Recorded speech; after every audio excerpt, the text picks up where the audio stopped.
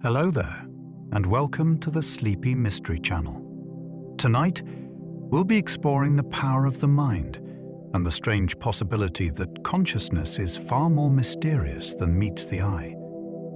The mind can experience seemingly impossible things.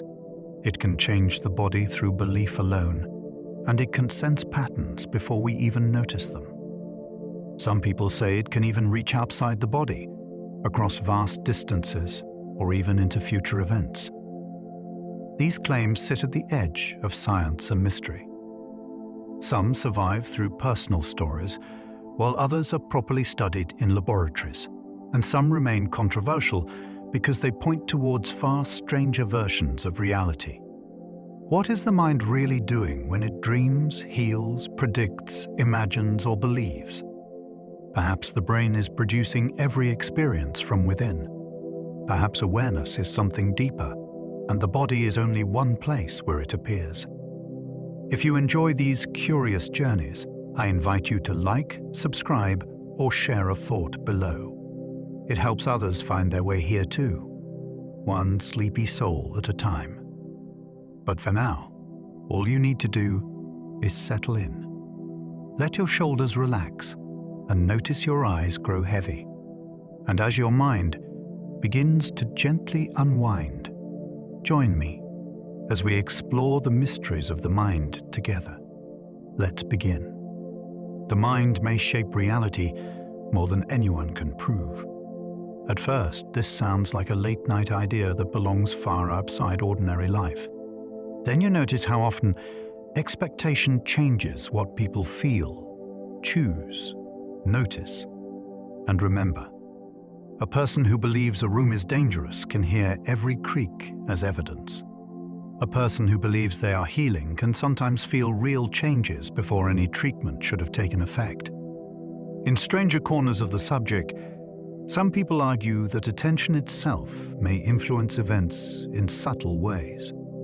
They point to lucky streaks, sudden coincidences, and moments when focused intention seems to bend the odds. Critics say this is pattern seeking, and they may be right. But the mystery does not disappear. The human mind does not merely sit inside reality like a passenger. It interprets the world so powerfully that the world we experience may be partly built by the observer. Consciousness remains the strangest force inside the human body. Everything else inside us has a physical job that can be described with some confidence. The heart pumps. The lungs breathe. The stomach breaks down food. But awareness is different. It has no clear shape, no obvious weight, and no agreed location where the feeling of being alive begins. Scientists can measure brain activity when a person sees color, feels pain, or hears a voice. Yet the measurement is not the same as the experience. A scan may show activity, but it cannot show what red looks like from the inside. That gap is where the mystery lives. Some believe consciousness is produced entirely by brain tissue. Others suspect the brain may receive or filter awareness rather than create it from nothing. Both views leave one question glowing in the dark. Why should matter ever wake up and know itself? Some people have known danger before it physically arrived. Stories like this appear in families, police reports, wartime memories, and ordinary conversations that were never meant to become famous. Someone cancels a trip because of a crushing feeling. Someone wakes up in panic moments before a message arrives. Someone suddenly thinks of a loved one just before learning they were in trouble. Most of these accounts cannot be tested afterward, which makes them easy to dismiss. Yet they are often told with a sincerity that is difficult to ignore. One explanation is that the mind gathers small clues too quickly for conscious thought to follow. Another is that strong emotional bonds may create a kind of warning system that science has not fully mapped. More unusual interpretations suggest that time may not be experienced by the deeper mind in a straight line. Whatever the truth, these moments disturb our ordinary idea of coincidence. Dreams sometimes appear to reveal events before they happen. Most dreams vanish by morning, but a few stay because they seem to arrive with meaning attached.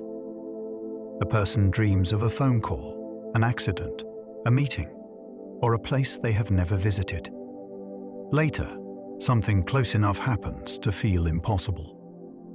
Skeptics point out that people dream constantly, and the mind is skilled at connecting loose pieces after the fact.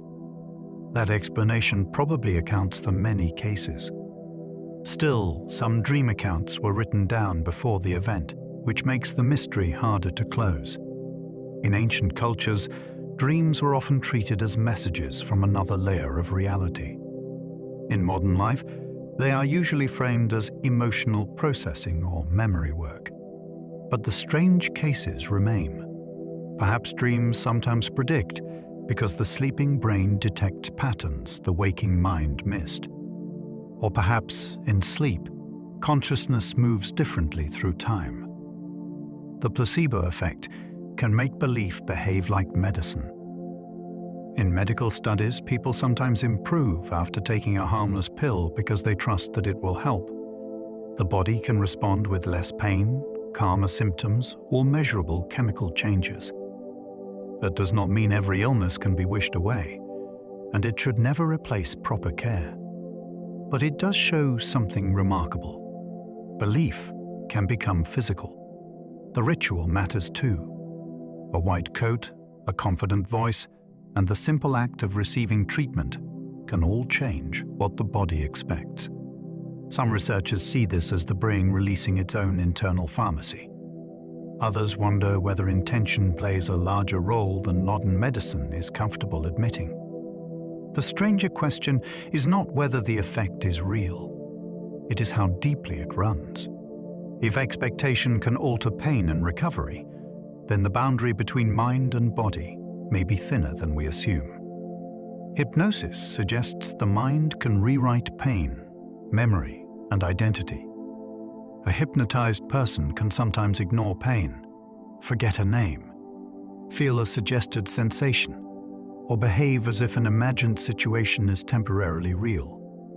Stage shows make this look like entertainment, but the deeper mystery is far more serious. In clinical settings, hypnosis has been used to reduce fear, manage discomfort, and help people access memories that feel buried. That last part is controversial because memory can be shaped by suggestion. Even so, the phenomenon reveals a strange feature of consciousness. The mind can divide itself into the part that receives instructions and the part that believes them. Under the right conditions, imagination stops feeling imaginary. Some people see hypnosis as focused attention. Others think it proves that identity is more flexible than we admit. The unsettling possibility is simple. The self we protect so carefully may be easier to edit than it feels.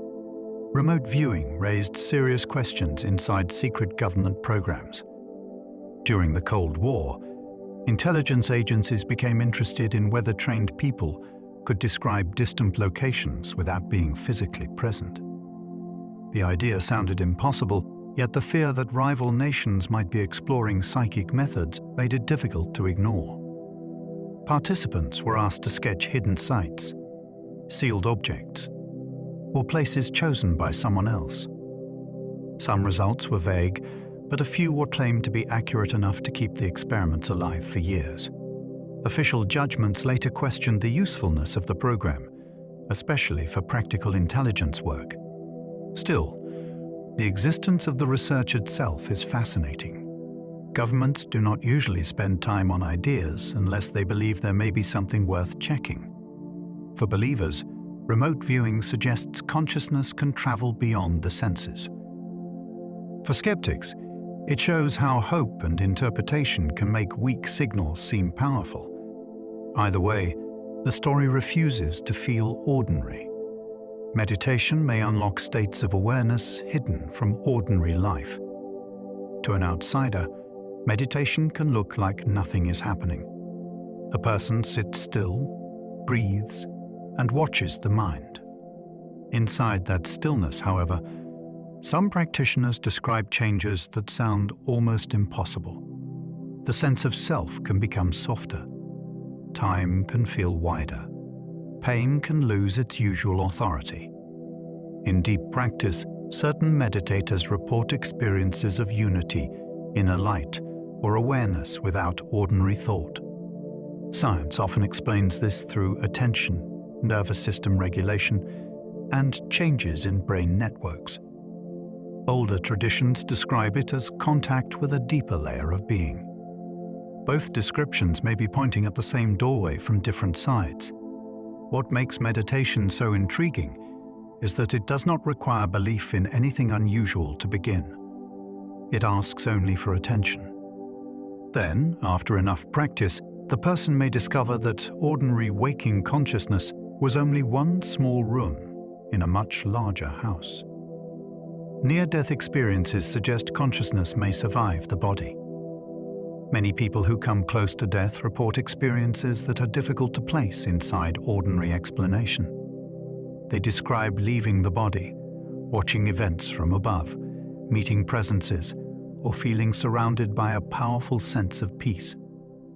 Some accounts include details the person says they could not have known through normal senses.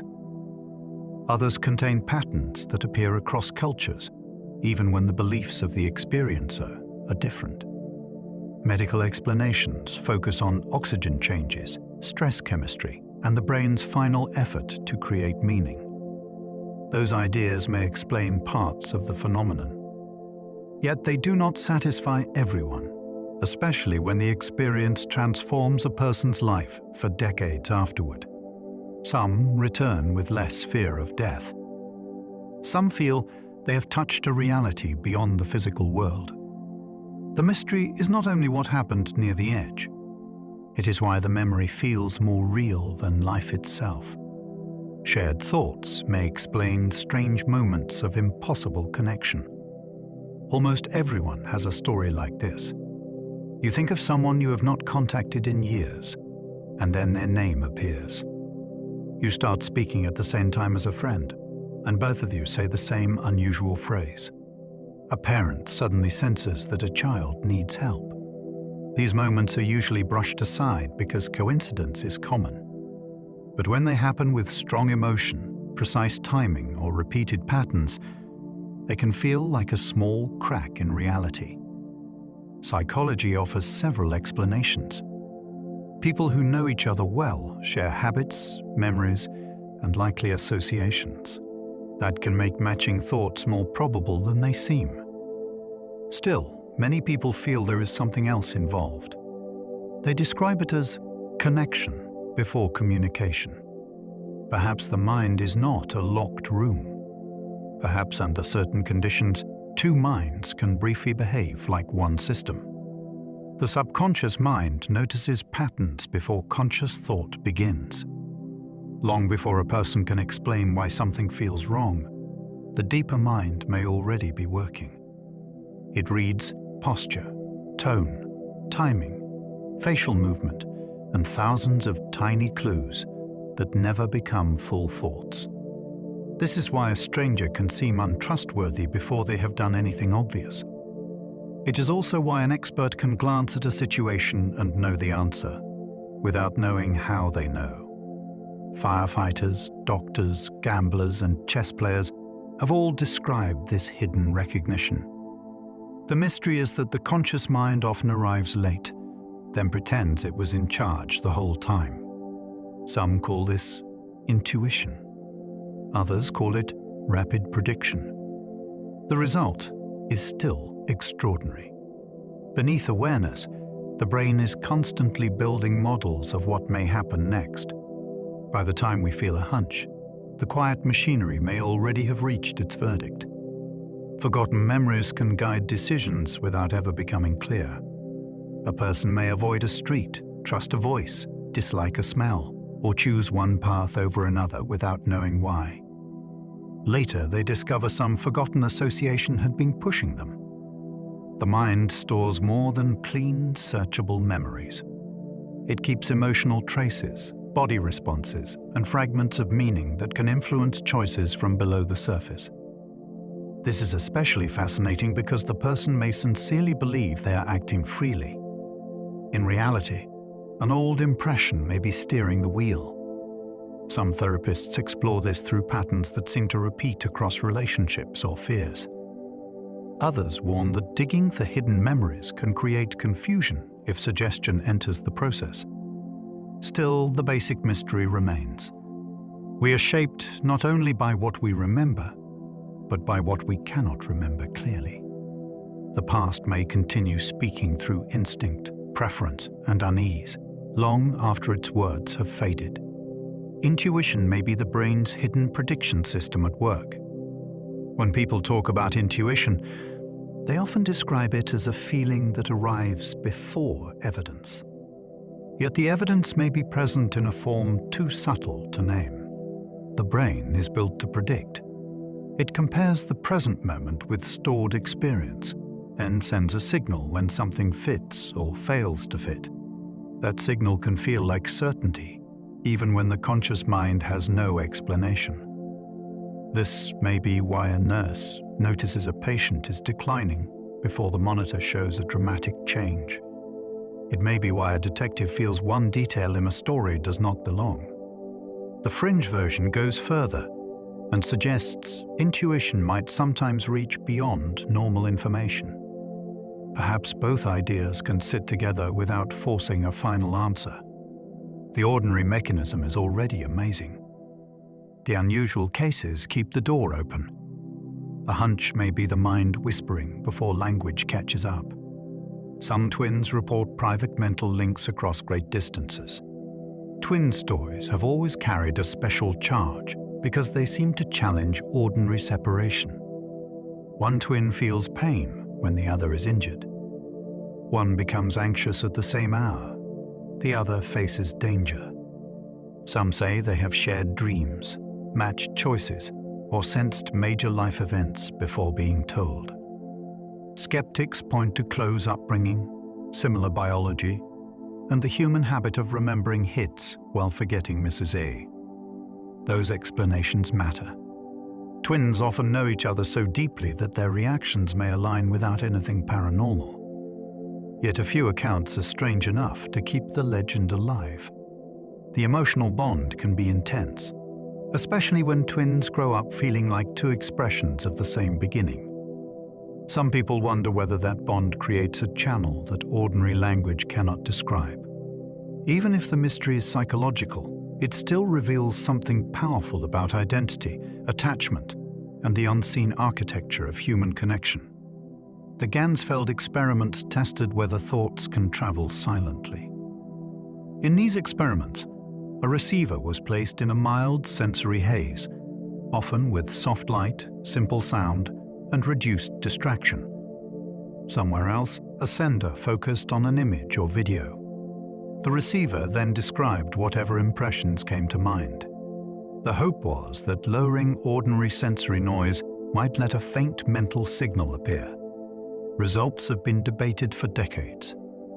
Supporters say some trials produced results above chance. Critics argue that small flaws, selective reporting, or statistical issues could explain the excitement. What makes the work fascinating is the seriousness of the attempt. Telepathy was not treated as a campfire story. It was placed under procedure, timing, and record-keeping. The whole idea suggests a daring possibility. Maybe thoughts do not travel like radio waves in any simple sense. Maybe connection appears only when the mind is quiet enough to notice a signal it usually drowns out. Déjà vu may reveal a hidden glitch in perception. The feeling is instantly recognizable. A place, a sentence, or a small moment suddenly feels already lived. For a few seconds, the present seems to wear the mask of memory. Most explanations involve timing errors in the brain, where familiarity arrives before conscious recognition has properly formed. That would make déjà vu a harmless misfire in the machinery of memory. Yet the experience often feels more dramatic than that. Some people insist it comes with a strange certainty, as though they are briefly remembering a life they have already walked through. Older interpretations link it with past lives, prophetic dreams, or time looping in ways we cannot normally detect. The scientific explanation may be enough for most cases, but the mystery survives because the sensation is so specific and so convincing. It makes a person wonder whether the mind has caught reality repeating itself for one impossible instant. Certain savants display impossible abilities after ordinary childhoods. In rare cases, extraordinary abilities appear in people who do not seem to have trained for them in any normal way. Someone may calculate calendar dates with astonishing speed. Another may play complex music after hearing it once. Some can draw city skylines from memory with details that seem beyond ordinary recall. These abilities are often connected with developmental differences or unusual brain organization. But that does not remove the mystery. It deepens it. The hidden question is whether such skills are created by rare wiring, or whether they reveal capacities that exist in many minds but remain locked away. Acquired savant cases are even stranger, because talent can emerge after injury or illness. That possibility suggests the brain may sometimes inhibit abilities as much as it enables them. Perhaps genius is not always built from scratch. Perhaps, under rare conditions, a sealed room inside the mind opens. The bicameral mind theory suggests ancient people heard inner voices differently. This controversial idea proposes that early human consciousness may not have felt like modern self-reflection. Instead, people might have experienced certain thoughts as commands from gods, rulers, or unseen authorities.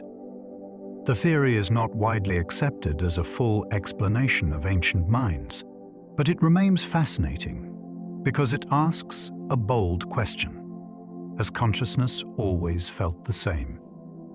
Ancient texts often describe voices, visions, and divine instructions as part of normal life. We usually interpret these through religion, culture, or metaphor. The bicameral theory offers a different possibility.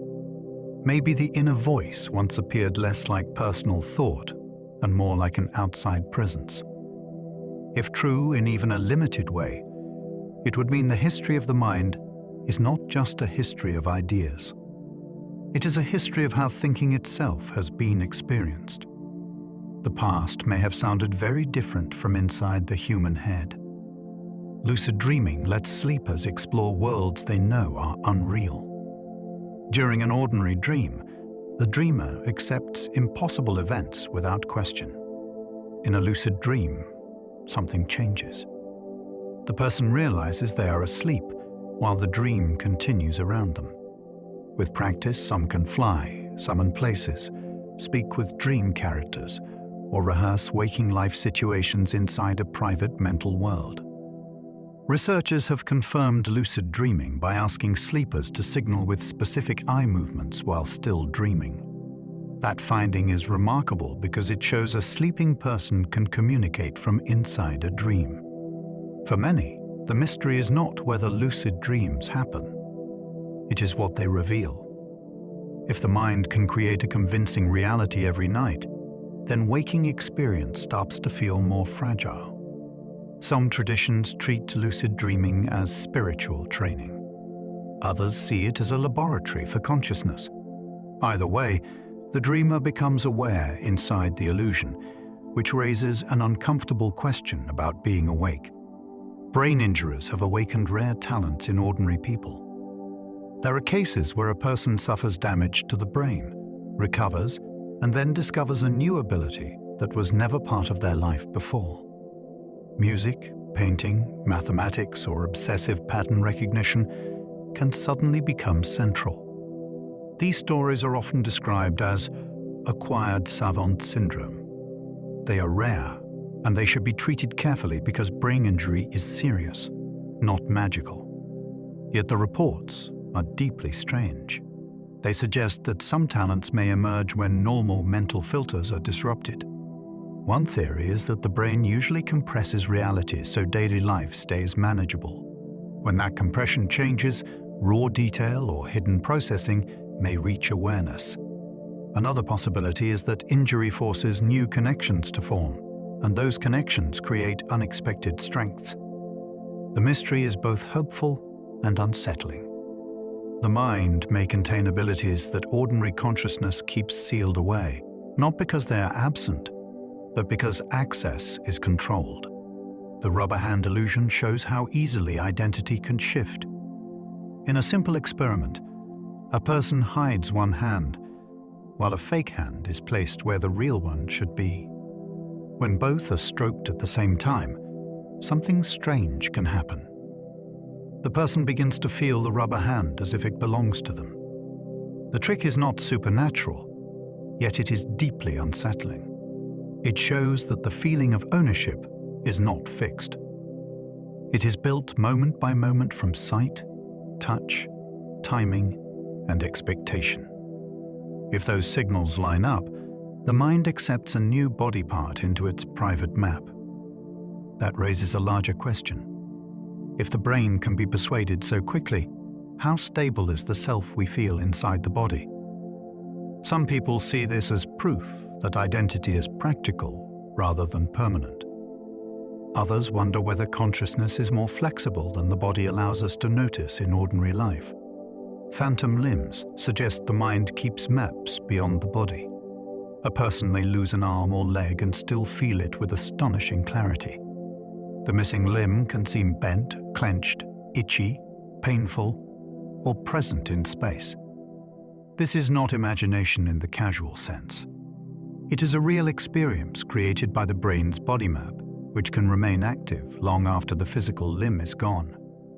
The mystery becomes even stranger when mirror therapy helps some patients by showing the brain an image of a limb that is not there. A reflection can calm pain in a body part that no longer exists. That sounds almost impossible, yet it reveals how much the nervous system depends on meaning. The mind is not simply reporting the body. It is maintaining a living model of the body. In fringe interpretations, phantom sensations hint that the body may have an energetic pattern. Science does not need that idea, but the feeling keeps the question alive. The sense of self may be only a useful construction. Most of us feel as though there is a single person sitting behind the eyes, making choices and owning every thought. Yet, when the mind is studied closely, that person becomes harder to find. Thoughts arise before we choose them. Emotions change the story we tell about ourselves. Memories are edited as they return. Even personality can shift with sleep, stress, illness, or setting. The self may be less like a solid object and more like a process that keeps everything organized. That does not make it meaningless. A story can still guide a life, but the mystery is enormous. If the self is constructed, then who or what is watching the construction happen? Meditation traditions have explored this for centuries.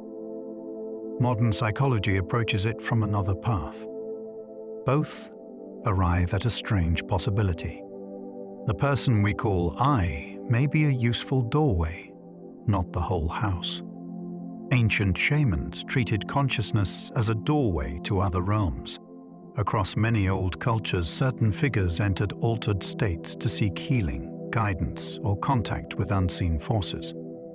They used rhythm, isolation, fasting, chanting, plants, or intense focus to move beyond ordinary awareness. To modern ears, these journeys can sound symbolic. To the people who practiced them, they were often treated as real encounters with a wider world. The shaman did not merely imagine a different state. They traveled within it and returned with information that mattered to the community. Anthropologists may describe the process as ritual and psychology. Believers may call it spirit work. The most interesting possibility sits between those views. Altered consciousness may be a technology older than writing. It may have allowed human beings to explore fear, illness, memory, and meaning before laboratories existed. Whether the realm was inner, outer, or something stranger, the mind was treated as a passage, rather than a prison. The pineal gland became a symbol of hidden perception. This tiny structure sits deep in the brain and helps regulate sleep through its connection with light and darkness. That alone would make it interesting, but for centuries, it has carried a far more mysterious reputation. Some traditions linked it with the third eye. Some philosophers treated it as a meeting place between body and soul. In modern alternative circles, it is often described as a sleeping organ of deeper awareness. Much of that speculation goes beyond established science, but the fascination is easy to understand. The pineal gland is small, hidden, and tied to cycles that change how consciousness feels. Dreams, darkness, and inner vision all gather around it in the imagination. Some people believe it may be involved in mystical experience. Others see it as a biological clock surrounded by myth. Either way, it became one of the most famous symbols for the mind's secret doorway inward. Some memories may change every time they are recalled. Memory feels like storage, but it behaves more like reconstruction. When a person remembers an event, the mind rebuilds it using fragments, emotion, context, and present understanding. Afterward, the updated version may be stored again. Over years, this can quietly change details without the person knowing anything has shifted. A childhood room grows larger. A conversation gains sharper words. A moment of embarrassment becomes more dramatic because the feeling attached to it stayed strong. This is unsettling because memory gives identity its timeline. If memory changes, then the story of the self changes too. The process is not a flaw in every case. It may help the mind keep experience useful rather than frozen. But it also means certainty can be misleading. Some people wonder whether memory is less a record of the past and more a living negotiation with it. The mind may be editing history from within. False memories can feel just as real as true ones. A person can sincerely remember something that never happened. The memory may include images, emotions, and confidence strong enough to survive correction. Experiments have shown that suggestion can lead people to accept invented childhood events, especially when the story fits their sense of life. In the wider world, false memories can shape family stories, witness accounts, and private identity. This does not mean people are lying. It means the mind can confuse imagination with experience when the conditions are right. That is both ordinary and astonishing. A memory does not need to be accurate to feel alive. Some fringe thinkers take this further and ask whether certain shared false memories point toward alternate timelines or reality shifts. That idea remains far outside accepted explanation, but it shows how powerful the feeling can be. When a false memory feels completely authentic, reality itself begins to feel less stable than we expect. The observer effect inspired theories about mind and matter. In physics, measurement can change what is being measured. At tiny scales, particles do not behave like ordinary objects waiting calmly to be inspected. This has inspired many bold claims about consciousness, some careful and some wildly overstated. The accepted science does not prove that human thought creates reality by looking at it. Still, the symbolism is irresistible. The act of observation seems woven into the outcome in ways that challenge common sense. Some people take this as a clue that mind and matter are not as separate as everyday life suggests. Others warn that quantum ideas are often borrowed too loosely. The mystery remains powerful because it touches an ancient question in modern language. Does reality exist in one definite form before it is known? Or is the known world partly shaped by interaction? Even cautious answers leave room for wonder because observation is no longer a passive act. Collective consciousness suggests thoughts may gather beyond individual minds. A crowd can behave as if it has one mood before anyone gives an order. A culture can become ready for an idea at the same time in many different places. A nation can feel fear, hope, or anger as though a shared emotional field has formed above personal life. Psychology explains much of this through communication, imitation, and social pressure. Yet the idea of collective consciousness goes further. It suggests that minds may participate in something larger than private thought.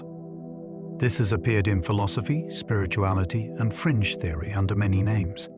It becomes especially intriguing when inventions, artistic movements, or social changes arise in clusters. Maybe people simply respond to the same pressures. Or maybe thought has a weather of its own, and individuals are more connected to that weather than they realize. The mystery invites one unsettling thought. A mind may never be entirely alone. Morphic resonance proposes memory may exist outside the brain. This controversial idea suggests that nature may carry habits across time. According to the theory, forms and behaviors become easier to repeat because similar patterns have happened before. A crystal, an animal instinct, or even a learned behavior might be influenced by a kind of memory field. Mainstream science does not accept this as established fact, but the idea remains popular because it offers a radical answer to stubborn questions. How does form organize itself so reliably? Why do some behaviors seem to appear with almost uncanny timing? Could memory belong not only to individuals, but to patterns themselves? Supporters point to cases they believe hint at shared learning or inherited structure beyond genetics. Critics see no need for an extra field. Still, as a mystery idea, it is fascinating. It turns the universe into something that remembers. Every repeated act may leave a trace that makes the next one easier. The Maharishi effect claimed meditation could influence whole communities. The claim was bold. If enough people meditated together in one area, crime, conflict, and social tension would supposedly decrease. Supporters argued that focused consciousness could create coherence beyond the meditators themselves. Critics challenged the methods, the statistics, and the interpretation. Yet the idea has remained famous because it imagines the mind as a social force rather than a private event. Usually we think of meditation as something that changes the person practicing it. This claim suggested a wider influence, almost like calm spreading through an invisible field. Whether the effect is real or not, the question is gripping. Can inner states change the emotional atmosphere of a place? Anyone who has walked into a room and sensed tension knows that mood can travel. The disputed part is how far that travel can reach.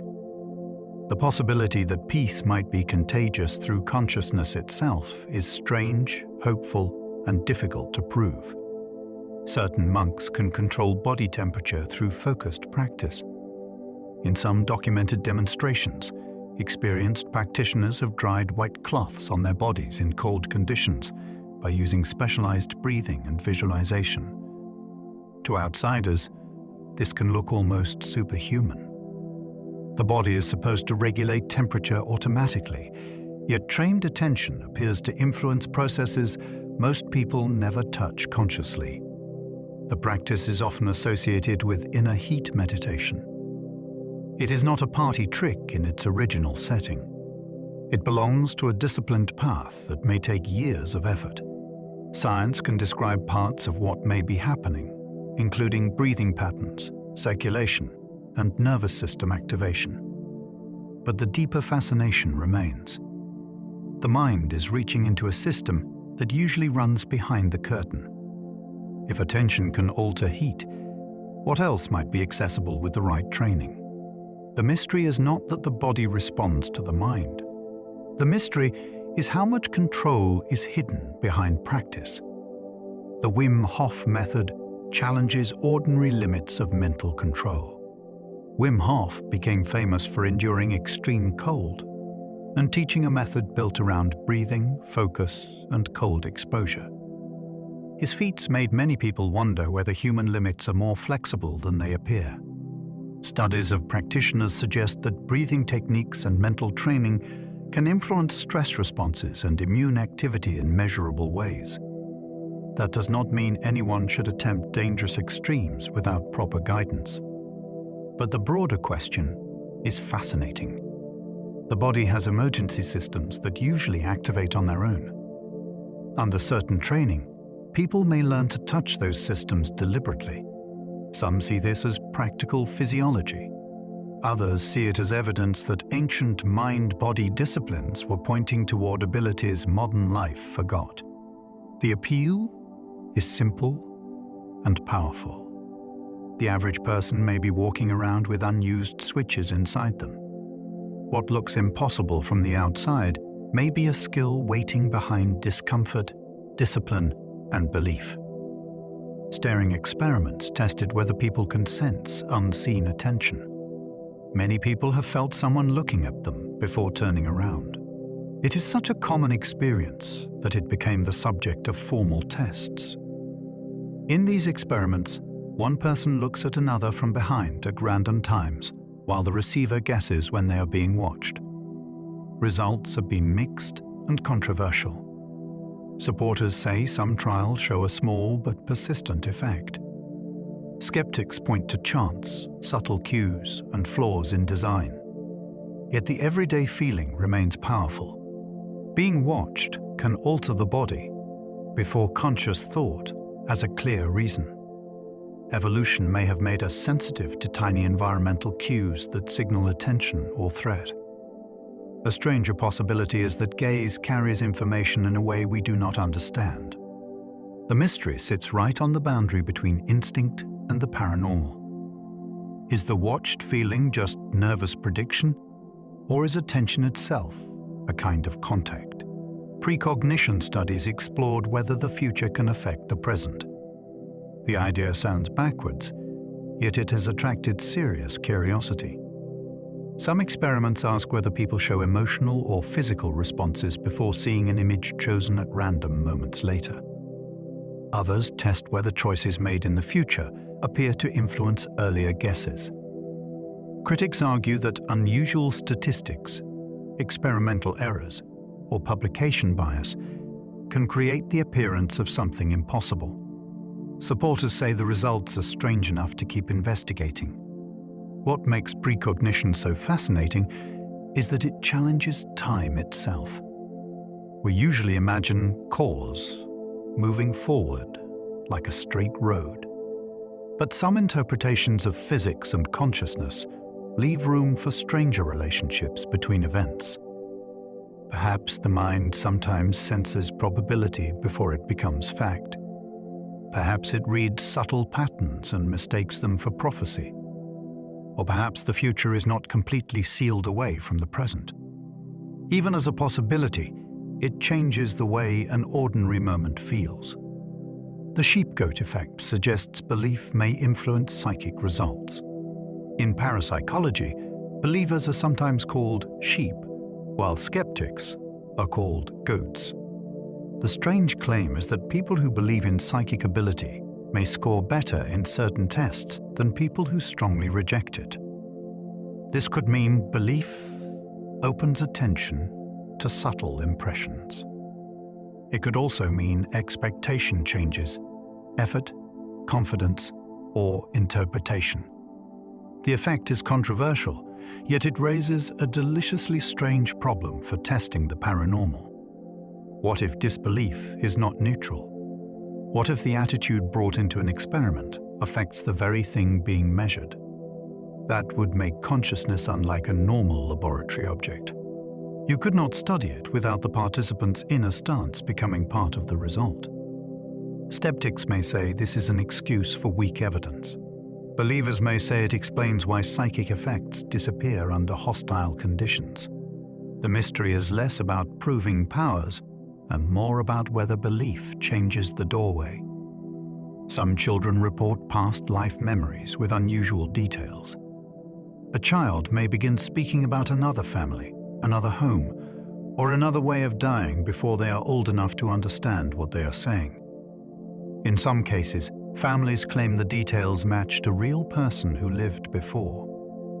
Many accounts come from cultures where reincarnation is already accepted, which makes critics cautious. Yet some stories are difficult to dismiss casually because the child appears upset, specific, and persistent. The memories often fade as the child grows older, as if ordinary identity slowly takes over. Explanations range from family influence to coincidence, hidden information, or fantasy shaped by adults. The more unusual possibility is that personal memory can somehow cross the boundary of death.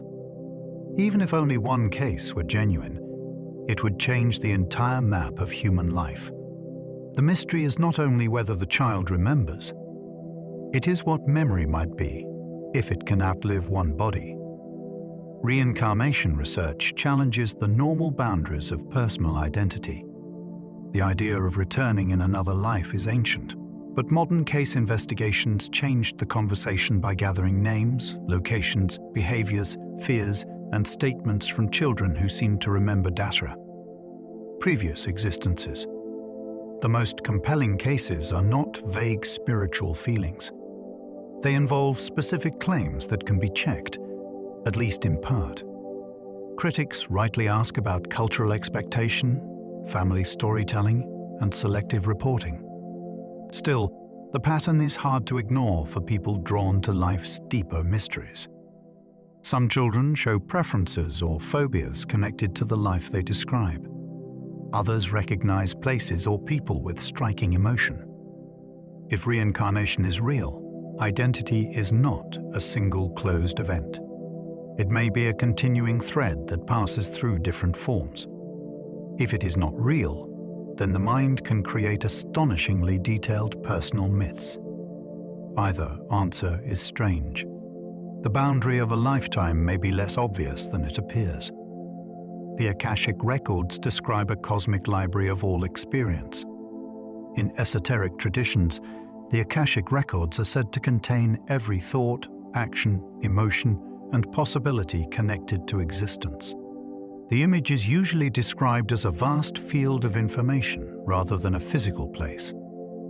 People who claim to access it often speak of receiving insights about past lives, hidden patterns, or future potentials. Mainstream science does not treat this as a proven reality. Yet the idea remains magnetic because it answers a deep human suspicion. Maybe nothing is truly lost. Maybe every moment leaves some trace in the structure of reality. Modern people sometimes compare it loosely to an information field, although that comparison can stretch beyond evidence. The fascination lies in the concept itself. If consciousness can tune into a universal record, then memory is not trapped inside the skull. It becomes part of a much larger archive, waiting for rare states of mind to read it. Automatic writing raises questions about hidden authors inside the mind. A person sits with pen in hand, relaxes control, and words begin to appear. Sometimes the writing feels faster than ordinary thought. Sometimes it seems to carry a different voice. Spiritualists once treated this as communication from spirits or guides. Psychologists may describe it as unconscious material rising through movement and language. Both interpretations are intriguing because the writer often feels like a witness rather than the source. The hand moves, the sentences form, and the conscious self watches after the fact. In creative life, many writers recognize a milder version of this. An idea seems to arrive fully formed, as though from somewhere just outside deliberate effort. Automatic writing pushes that feeling into mystery. Is the mind revealing hidden layers of itself, or opening to something beyond itself? The answer depends on belief, but the experience itself shows how divided authorship can feel inside one person. Ouija sessions may reveal subconscious movement rather than outside spirits. The board is famous because it turns tiny hand movements into messages. People gather around it, ask a question, and watch the pointer glide toward letters. To believers, the movement may come from spirits. To skeptics, it comes from the ideomotor effect, where unconscious muscle activity creates motion without deliberate awareness. The unsettling part is that the skeptical explanation is still mysterious. The participants may honestly feel they are not moving anything, yet their hands produce words, names, and statements that seem to arrive from elsewhere. The board becomes a theater where hidden expectation, fear, memory, and group influence can speak through motion. Sometimes the results are nonsense. Sometimes they feel personal enough to leave people shaken. Whether one sees a spirit or the subconscious at work, the same question appears. How much can the mind communicate before the conscious self admits it is involved? The ideomotor effect shows thoughts can move muscles unnoticed. This effect appears when expectation or suggestion create tiny movements without conscious intention. It helps explain Ouija boards, pendulums, dowsing rods, and other tools that seem to move on their own. The person holding the object may be completely sincere. They are not pretending. Their muscles respond to an idea before the conscious mind claims responsibility. That makes the effect one of the strangest bridges between belief and body. A thought becomes motion, but the thinker does not feel like the mover. In one sense, this removes the need for invisible forces. In another sense, it reveals an invisible force inside the person. The body can act out a belief silently. This is why the phenomenon remains fascinating, even when explained naturally. It shows that intention is not always a clear command. Sometimes it is a whisper that travels through the nerves before the self notices it spoke. Dowsing survives because some people keep reporting strange successes. A dowser holds rods, a pendulum, or a forked branch, and searches for water, minerals, objects, or hidden energy lines. Scientific tests have often failed to support the claims under controlled conditions. Yet the practice refuses to disappear. Farmers, builders, and local communities have passed down stories of successful finds for generations. The believer sees the tool responding to something underground. The skeptic sees unconscious movement, local knowledge, chance, or selective memory. Both sides have a point. The strange part is the durability of the tradition. People tend to abandon useless methods, yet dowsing keeps returning in different forms and places. Perhaps it works mainly as a way for intuition to express itself through motion. Perhaps experienced dowsers read the landscape more skillfully than they realize. Or perhaps there are subtle environmental cues still poorly understood. The rods may not prove hidden powers, but the persistence of the practice keeps the mystery alive. Telepathy experiments often become stranger when emotional bonds are involved. Reports of mind-to-mind connection are rarely strongest between strangers in sterile rooms. They often appear between parents and children, close friends, lovers, or siblings. A mother senses distress before the call comes. A partner knows the other is about to speak. A child dreams of a relative at a crucial moment.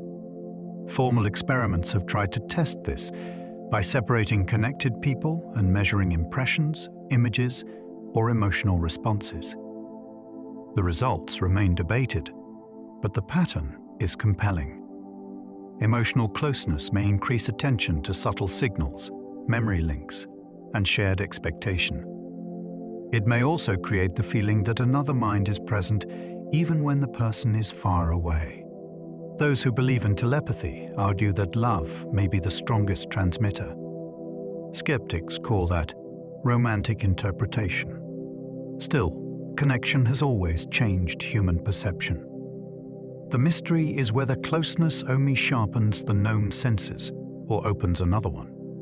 Animal intuition stories suggest pets may sense human intentions. Many pet owners insist their animals know things before they happen. A dog waits by the door before its owner arrives at an unusual time. A cat hides before a trip to the vet is mentioned.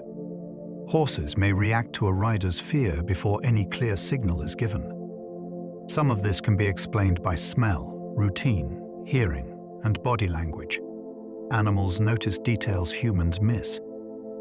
Yet certain stories seem to exceed normal cues, especially when schedules change or distance is involved. Some people believe pets are tuned to emotional fields or invisible bonds with their humans. Others think animal perception is simply so sharp that it looks psychic from our duller perspective. Either way, the mystery humbles us. The human mind may not be the only mind reading the world in deep ways. Animals may live closer to signals that we have learned to ignore. The missing time phenomenon blurs memory, trauma, and mystery. Someone looks at the clock and finds that minutes or hours have vanished. They may remember driving a familiar road, walking through a known place, or sitting in a room, but the middle of the experience is gone.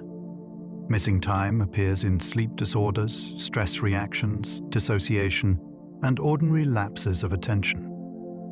It also appears in accounts of unusual encounters, including claims of strange lights or alien contact.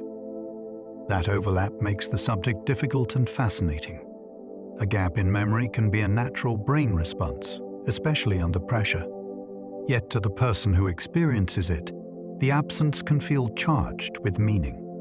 The mind dislikes blank spaces, so it tries to fill them with stories, fears, or recovered impressions.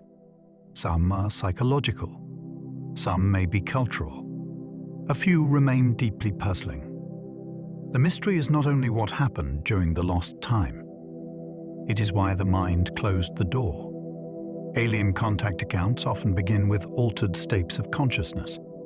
Many stories of contact do not start with a spaceship landing in plain daylight.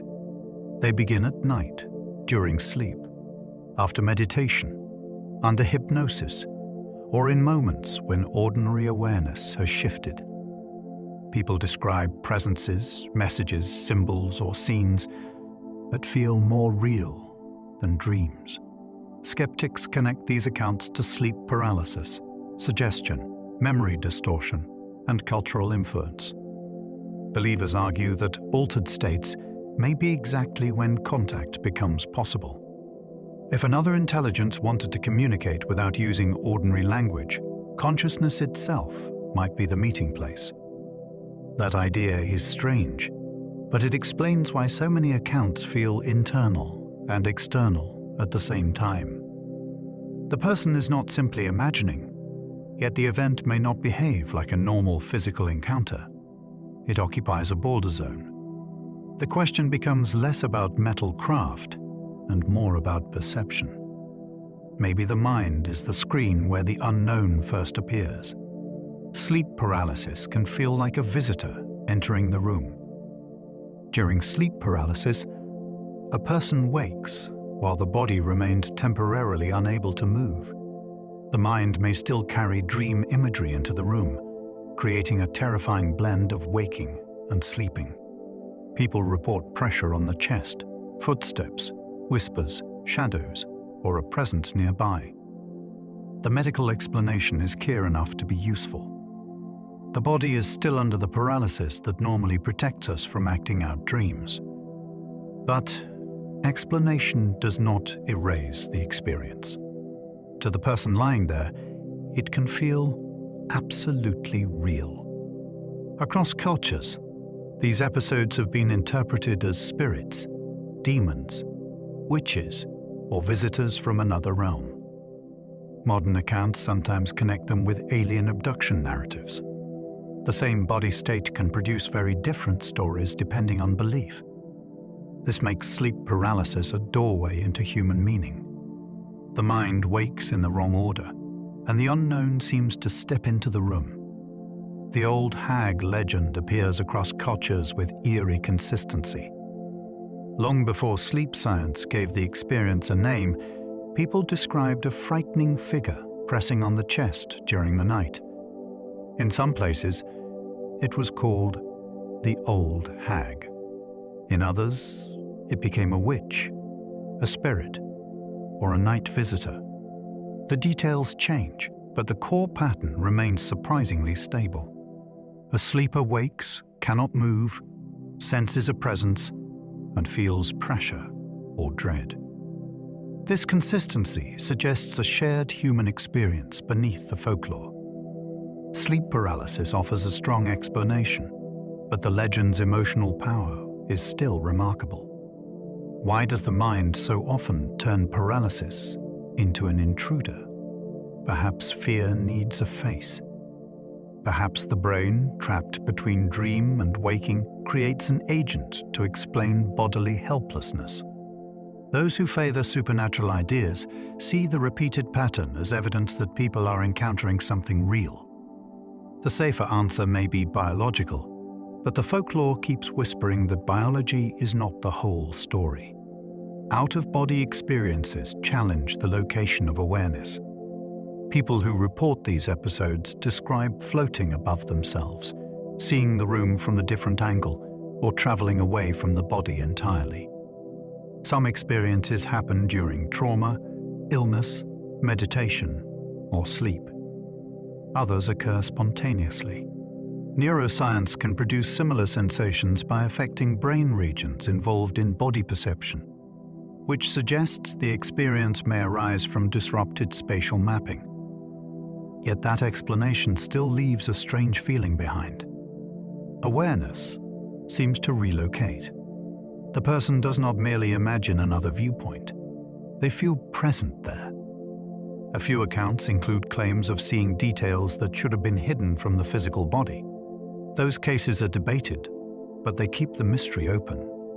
If awareness can seem to leave the body, what anchors it there most of the time? Perhaps the body is a center of perception, not a prison. Or perhaps the mind can build a convincing elsewhere whenever its normal map begins to loosen. The Monroe Institute explored consciousness through sound and altered perception. Robert Monroe began as a radio executive who reported unusual experiences during sleep and deep relaxation. Instead of dismissing them, he built an entire research center around the question of whether awareness could be trained to move beyond normal limits. The Institute became known for audio patterns designed to guide the brain into specific states. Listeners used headphones while the tones encouraged unusual focus, vivid inner imagery, and out-of-body sensations. To supporters, this suggested that consciousness might be tuned like an instrument. To critics, it showed how sound, expectation, and relaxation can create powerful mental experiences. The mystery is not just whether people actually traveled beyond the body. It is that ordinary sound could become a doorway into experiences that felt larger than the room. The idea remains magnetic because it turns consciousness into something that might be explored with method, patience, and a pair of headphones. Binaural beats may guide the brain into unusual states. When each ear hears a slightly different tone, the brain can perceive a third pulsing rhythm that is not physically present in the room. This effect has become famous among people seeking focus, sleep, meditation, or altered awareness. The science is still debated, especially when grand claims are made about instant transformation. Yet many listeners report shifts in mood, attention, and inner imagery. The appeal is easy to understand. It suggests that consciousness may have rhythms, and that sound can nudge those rhythms in particular directions. Some people use these tones as a modern ritual, replacing drums, chants, or bells with headphones and carefully layered frequencies. Skeptics say expectation plays a major role, and that may be partly true. But even expectation is a mental force worth studying. If a simple pattern of sound can change the felt texture of awareness, the mind may be more musical than mechanical. Solfeggio frequencies became linked with healing and hidden vibration. Certain tones have gained a reputation online and in alternative circles as frequencies with special effects on the body and mind. People connect them with emotional release, spiritual repair, and the idea that reality itself may be structured through vibration. The claims often go far beyond what established research can confirm. Yet the fascination around them reveals something important. Human beings have always sensed that sound can alter inner life. A single tone can calm fear, bring back memory, or change the atmosphere of a room. Ancient chant traditions understood this long before digital frequency charts appeared. The modern mystery is whether some tones affect us only through music and belief, or whether the nervous system responds to vibration in ways still being explored.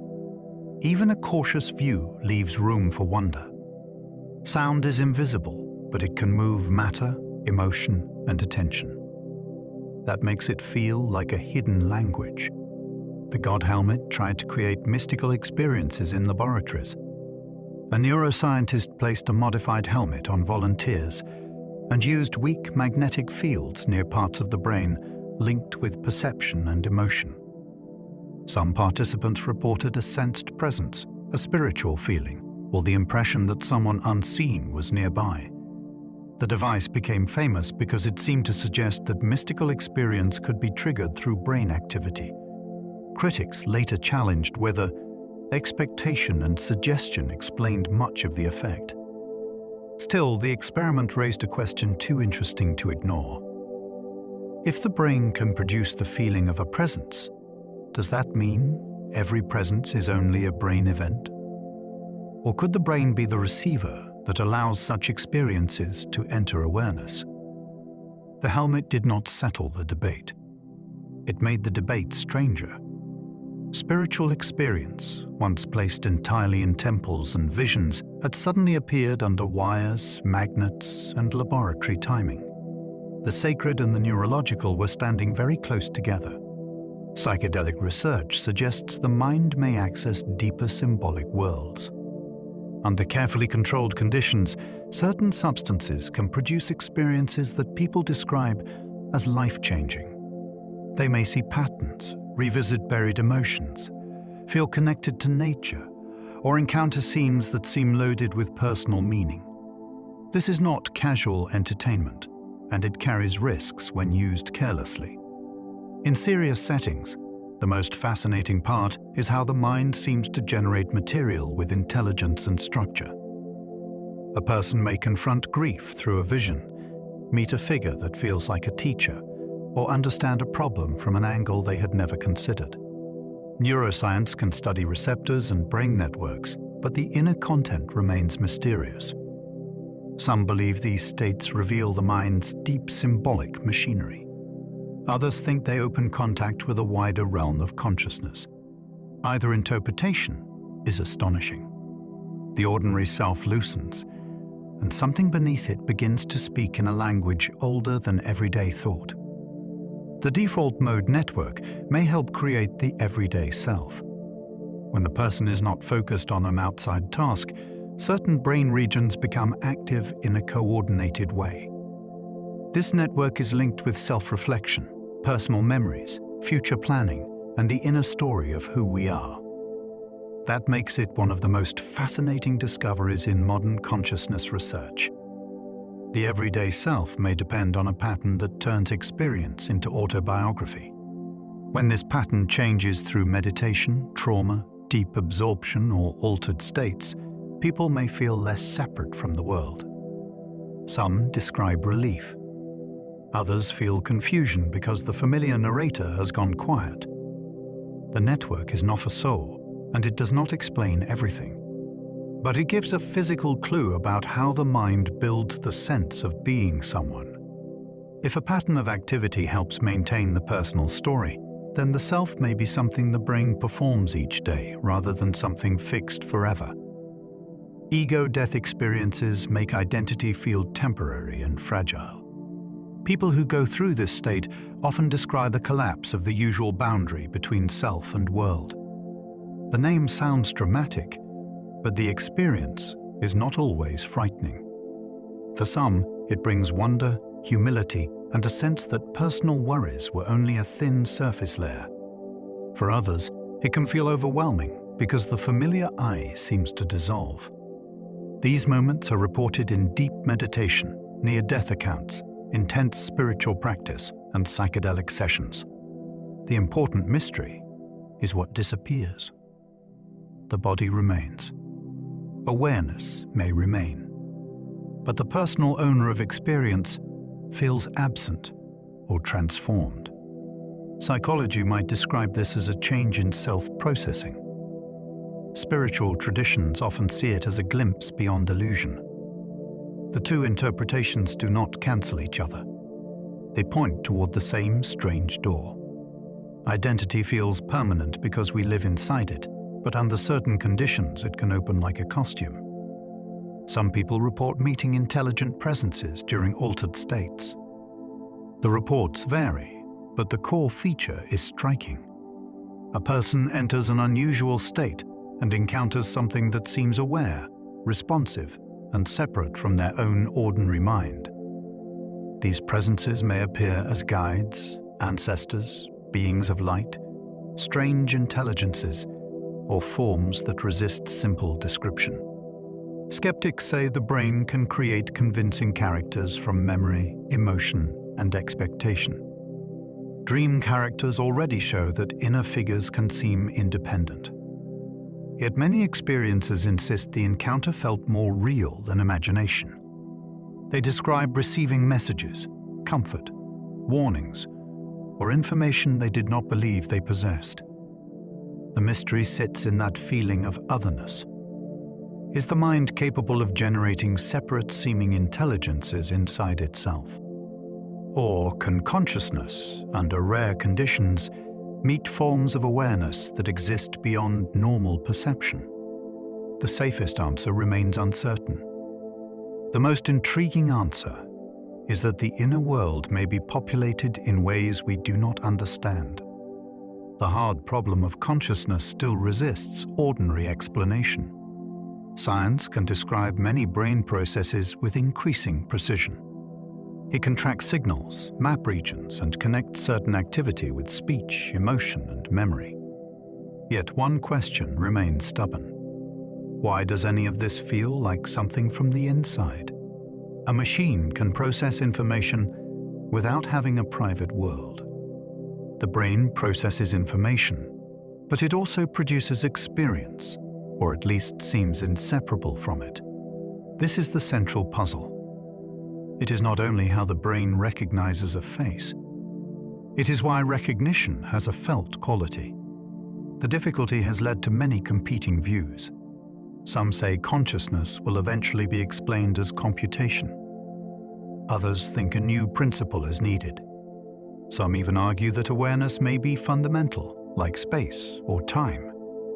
The mystery is powerful because it cannot be solved by pointing to a brain scan. The scan shows activity. It does not show the glow of experience. Panpsychism suggests consciousness may exist throughout the universe. This idea proposes that awareness, or something like it, may not appear suddenly only in human brains. Instead, very simple forms of experience may be present at the most basic levels of reality. A stone would not think like a person. An atom would not dream or remember. But the building blocks of matter might contain tiny aspects of inner being. To many people, this sounds wild at first. Then the usual alternative begins to look strange too. If matter is completely unconscious, how does consciousness suddenly emerge when matter becomes arranged as a brain? Panpsychism tries to solve that jump by saying the seed was there all along. Critics argue that tiny experiences do not easily combine into a human mind. Supporters say the theory at least takes consciousness seriously instead of treating it as an accident. It turns the universe from a dead machine into something with inner depth. Quantum mind theories connect awareness with the smallest scales of nature. Some thinkers believe the secret of consciousness may lie in quantum processes rather than ordinary brain computation alone. The attraction is obvious. Quantum physics already challenges simple ideas about matter, certainty, and observation. Consciousness also challenges simple explanation. Bringing the two mysteries together, feels almost irresistible. Critics warn that this can become a shortcut, where one mystery is used to explain another without enough evidence. But the possibility remains fascinating. The brain is warm, wet, and complex, which makes delicate quantum effects difficult to sustain in familiar models. Yet nature sometimes uses surprising mechanisms in living systems. If awareness involves processes deeper than classical chemistry, then the mind may be connected to reality at a level far beneath ordinary perception. This does not prove telepathy, fate, or cosmic consciousness. It does suggest that the final explanation of mind may be stranger than a simple electrical machine inside the skull. Orch, or proposes consciousness, may involve hidden quantum processes. This theory links consciousness to tiny structures inside brain cells called microtubules. The proposal is that quantum events within these structures may collapse in organized ways, producing moments of conscious experience. The idea is bold, controversial, and heavily debated. Many neuroscientists doubt that the brain can maintain the required quantum conditions.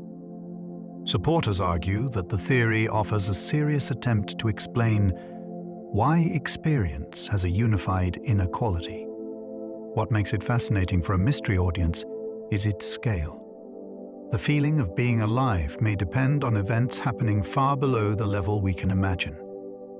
Thoughts, memories, and choices might rest on hidden patterns inside cells, not only on signals between neurons.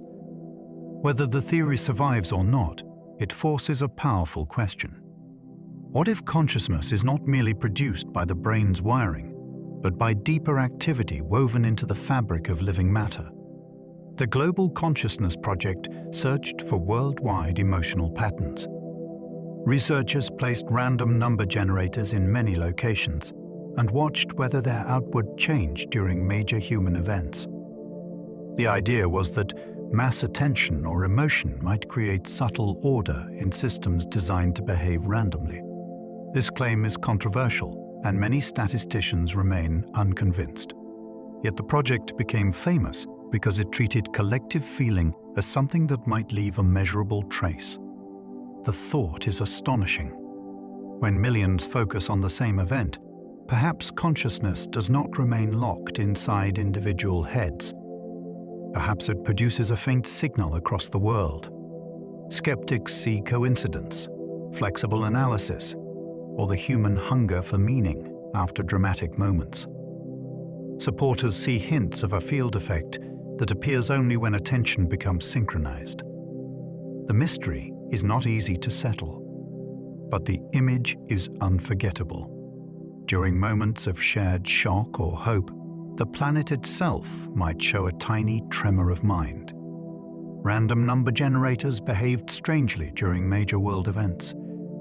Machines designed to produce unpredictable results should not care about human emotion. They should not react to ceremonies, disasters, celebrations, or collective attention. Yet some researchers have claimed that statistical deviations appeared around globally significant moments. The effect, if real, would be small. It would not look like a machine suddenly becoming intelligent. It would look like randomness leaning slightly away from chance. That is exactly what makes it haunting. A tiny signal can be more mysterious than a dramatic one because it sits near the edge of detectability. Critics argue that with enough data, patterns will appear somewhere. Supporters argue that the timing of certain deviations is difficult to ignore. The larger question is thrilling either way. Can human consciousness influence physical systems at a distance, not through force, but through coherence? Or are we seeing our own need for pattern reflected back from noise? Randomness becomes a mirror. Mass hysteria shows belief can spread through bodies and communities. There are moments when symptoms, fears, or behaviors move through groups without a clear physical cause. People may faint, shake, feel ill, or become convinced that something invisible is affecting them. The term can sound dismissive, but the experience is real to those inside it. Bodies respond to belief, social pressure, stress, and expectation with surprising force. A rumor can change breathing. A shared fear can change posture. A tense environment can make ordinary sensations feel dangerous. What makes this so fascinating is that the mind does not stop at the edge of the individual. It can travel through a classroom, village, workplace, or crowd. One person's fear becomes a signal to another person's nervous system. Soon, a whole group may live inside the same invisible story. Some people see only psychology. Others wonder whether collective emotion creates a field that bodies can enter. Either way, belief becomes contagious. The dancing plague remains a mystery of mind and culture.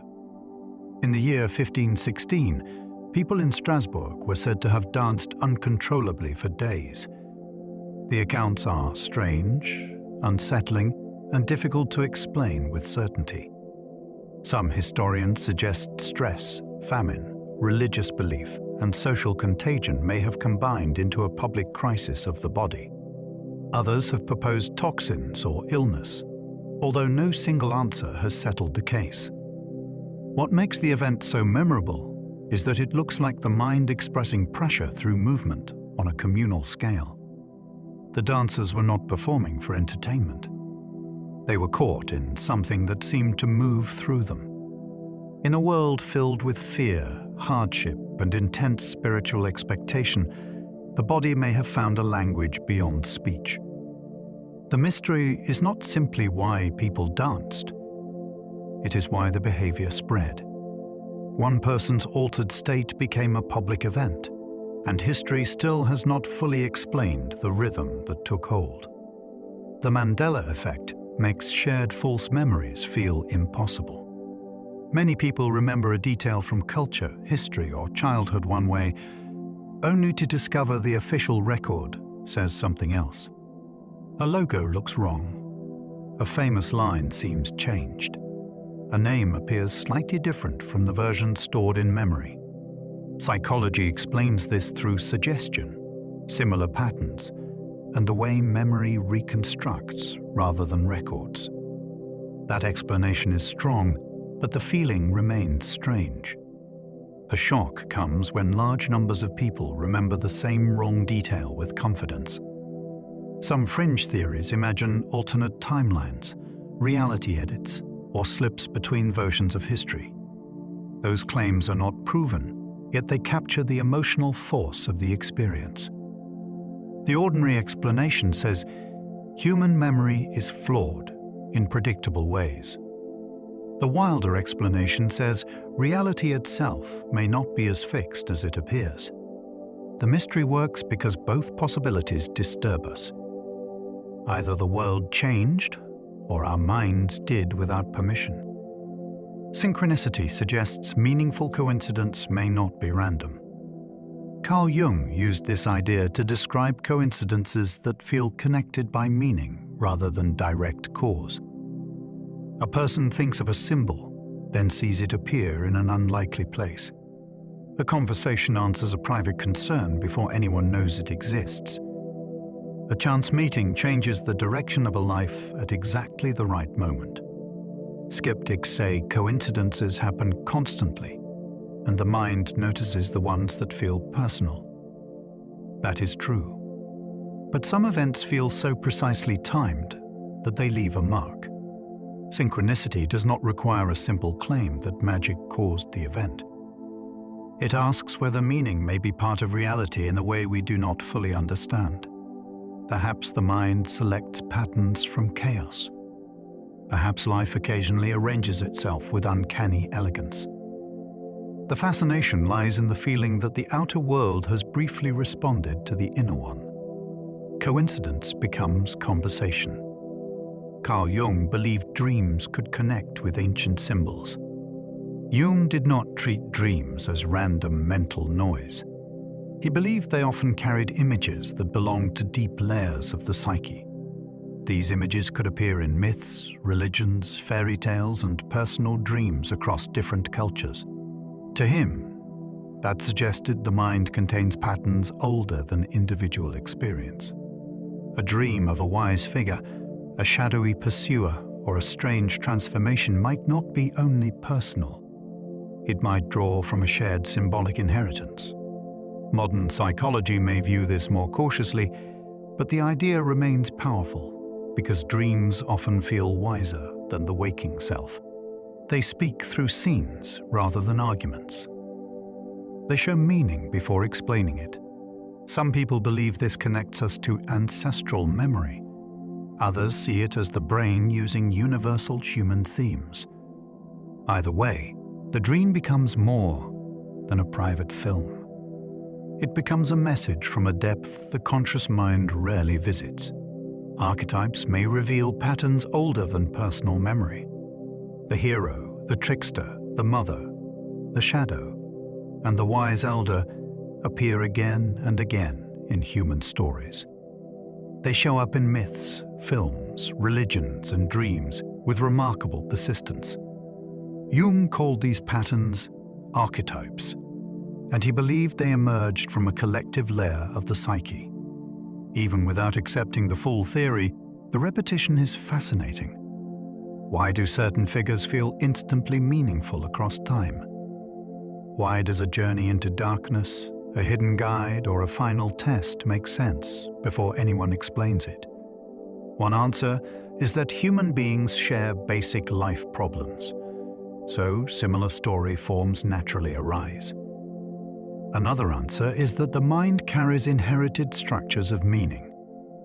For mystery lovers, the second possibility is hard to resist. It suggests that we do not invent every story from nothing. Some stories may be waiting inside us, older than language, ready to shape how we understand ourselves. Shadow work treats the hidden self as a powerful guide. Every person carries traits, desires, fears, and memories they do not fully accept. These rejected parts do not simply vanish. They may appear as sudden anger, repeated conflicts, envy, shame, or attraction to the very things a person denies. Shadow work is the practice of turning toward those hidden parts with honesty. It does not mean acting on every impulse. It means asking what the rejected self has been trying to say. The mystery is that what seems dangerous or shameful may also contain energy, creativity, and protection. A person who fears their anger may discover a buried need for boundaries. Someone who rejects ambition may find a forgotten desire to grow. In spiritual and alternative circles, the shadow is sometimes treated almost like an inner entity. Psychology may use different language, but the core idea is gripping. The mind hides treasure in the same room where it hides fear. Some nightmares return for years with almost ritual precision. A person may dream the same hallway, the same chase, the same fall, or the same impossible task across long stretches of life. The details may shift, yet the emotional pattern remains.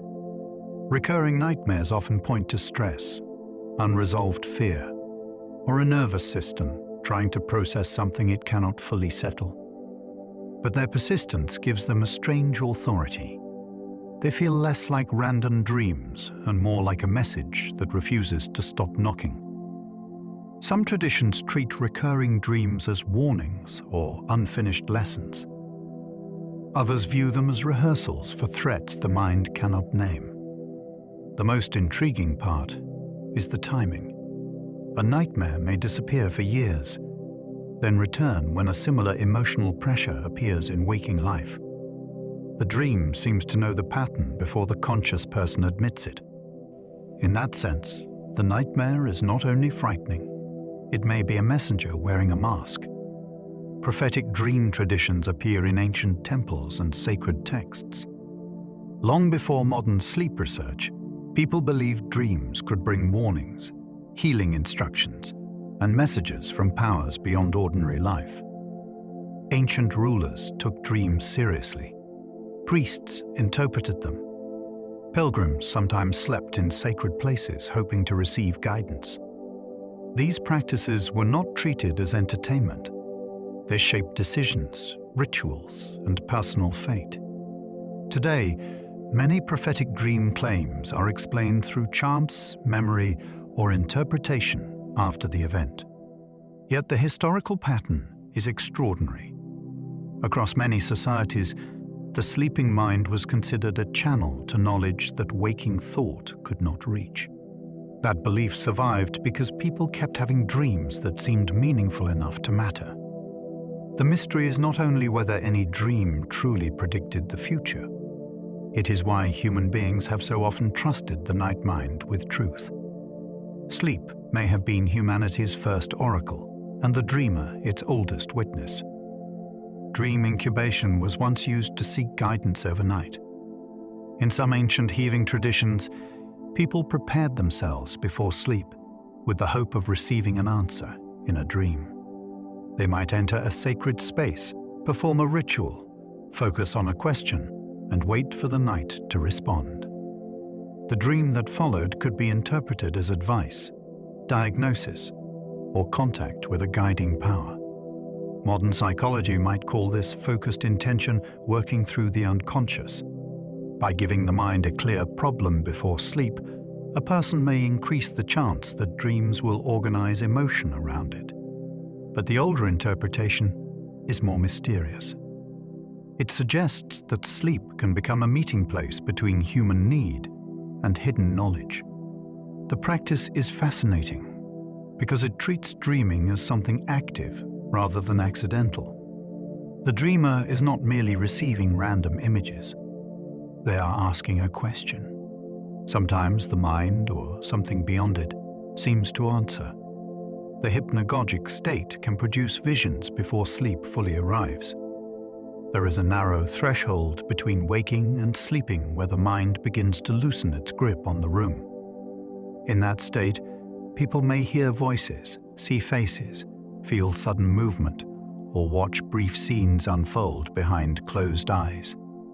These impressions can be startling because the person is still partly awake. Inventors, artists, and mystics have used this borderland for insight, believing it offers access to raw creativity before ordinary logic takes control.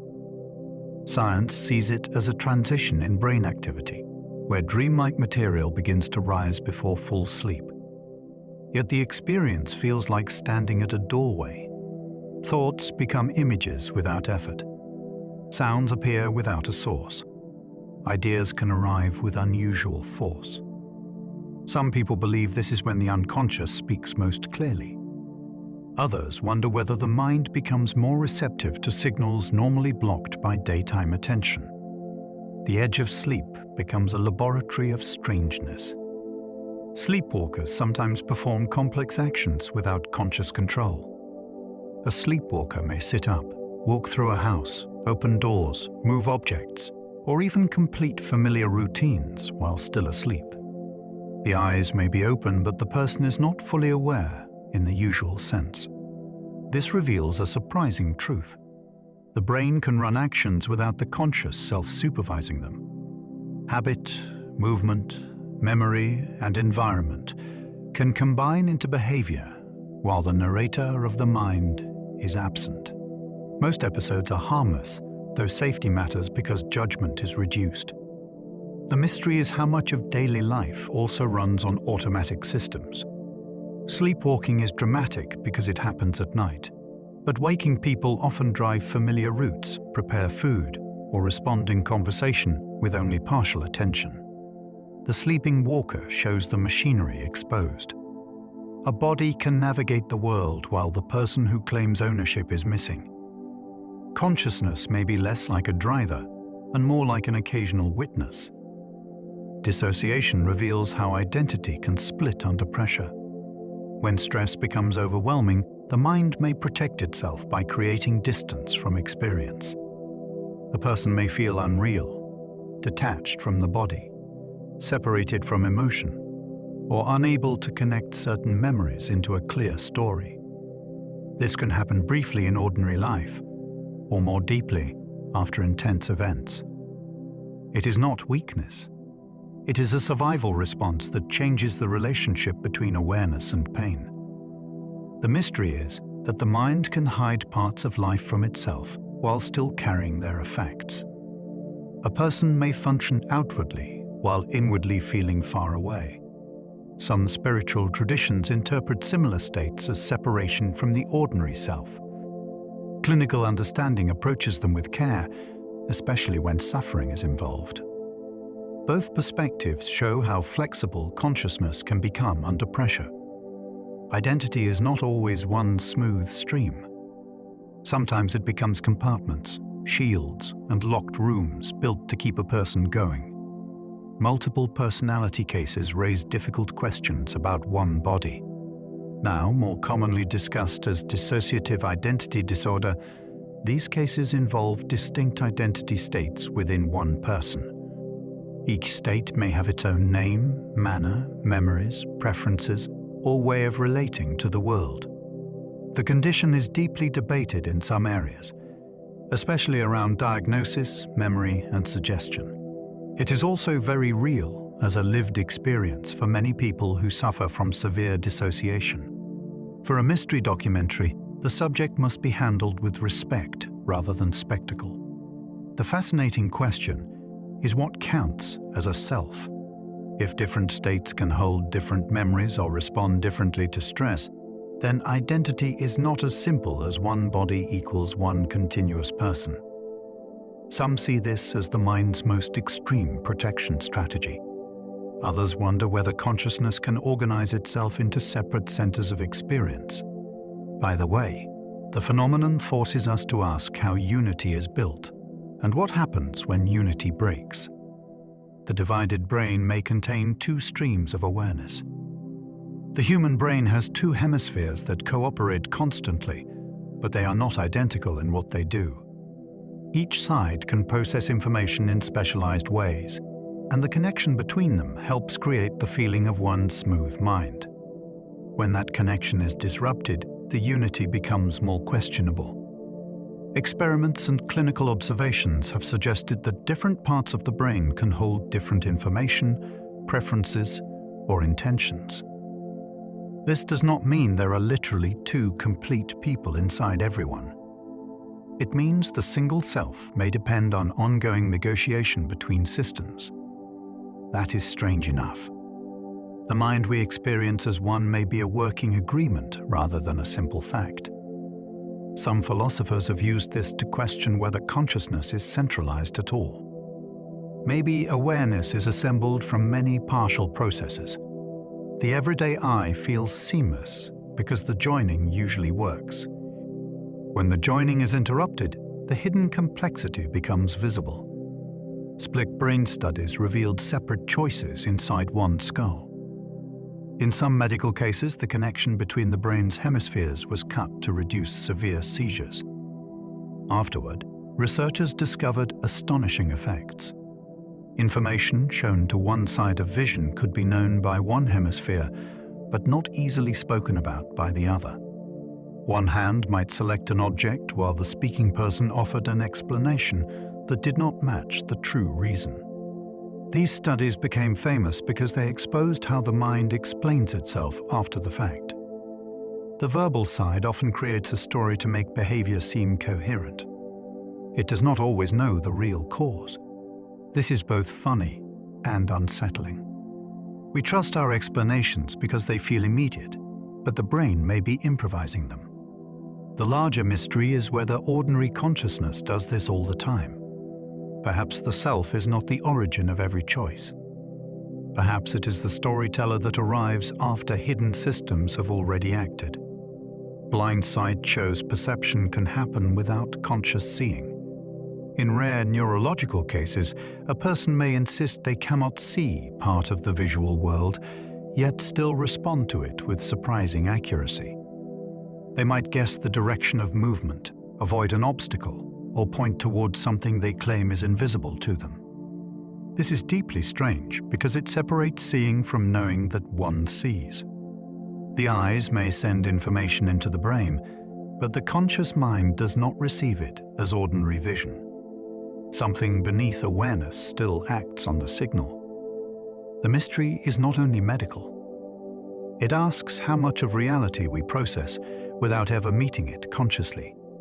Perhaps awareness is only the final announcement of a much larger operation. The hidden mind may be watching, measuring, and reacting before the person inside the story is told anything happened. It makes ordinary perception feel less like a window and more like a report from unseen departments. The unconscious can solve problems while the person rests. Many people have stepped away from a difficult task and found the answer arriving later with no obvious effort. A name returns in the shower. A solution appears during a walk. The decision becomes clear after sleep. This is often called incubation, and it suggests that the mind continues working after conscious attention lets go. The strange part is that forcing the answer can make it harder to find. Relaxation may allow hidden processes to combine memories, test patterns, and discard weak paths without the pressure of deliberate thought.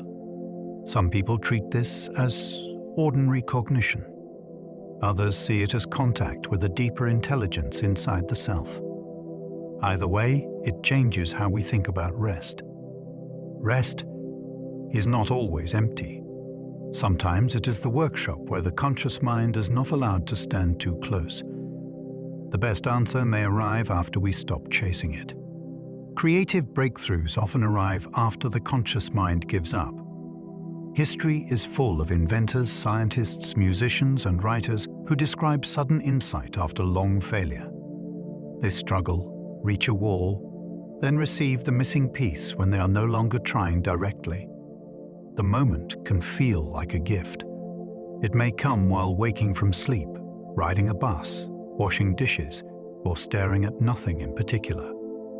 The brain has been working in the background, but the arrival feels almost external because the conscious self did not assemble it step by step. Some people call it inspiration. Others call it unconscious processing. Mystics might say the mind briefly opens to a larger current of ideas. The practical lesson is simple and mysterious at once. Conscious effort matters, but it may not be the final creator. Sometimes the door opens only after effort has prepared the room, then stepped aside. The Mozart effect became a legend about music and intelligence. A study once suggested that listening to Mozart could briefly improve performance on a certain spatial task. The finding became much bigger in popular culture than the evidence really supported. Soon, people imagined classical music making babies smarter, students sharper, and minds more refined. The exaggerated version became a modern myth. Yet myths often attach themselves to something real. Music does change attention, mood, timing, and emotional readiness. It can organize the nervous system and make the mind feel more capable. The mystery is why sound has such direct access to inner life. A melody can lift energy before a person understands why. Rhythm can guide movement without instruction. Harmony can alter the feeling of a room. So even if the famous claim was overstated, the larger question remains fascinating. Why does patterned sound seem to reach parts of the mind that ordinary speech cannot touch? Synesthesia mixes senses in ways that feel impossible but real. For some people, letters have colors, sounds have shapes, numbers occupy space, or words carry tastes. These experiences are not metaphors. They are stable perceptions that appear automatically. A person might always see a certain letter as green, or sense a month in a fixed location around them. This reveals that the senses are not as separate as daily life suggests. The brain usually blends information so smoothly that we forget it is blending anything at all. In synesthesia, the blending becomes visible from the inside. Some researchers connect it with unusual communication between sensory systems. Others wonder whether it hints at a deeper unity beneath perception. Ancient thinkers often described reality through correspondences between sound, color, number, and form. Synesthesia gives that old idea a living human example. It suggests that the mind may not receive the world in pieces. It may translate reality through secret crossovers. Some people can remember nearly every day of their lives. A small number of individuals can recall personal dates with astonishing detail. Give them a calendar day from years ago and they may remember what they did, what they felt, or what public event happened then. This ability is called highly superior autobiographical memory. It sounds like a gift until you consider the burden. Most people forget for a reason. Forgetting softens pain, clears clutter, and allows the present to breathe.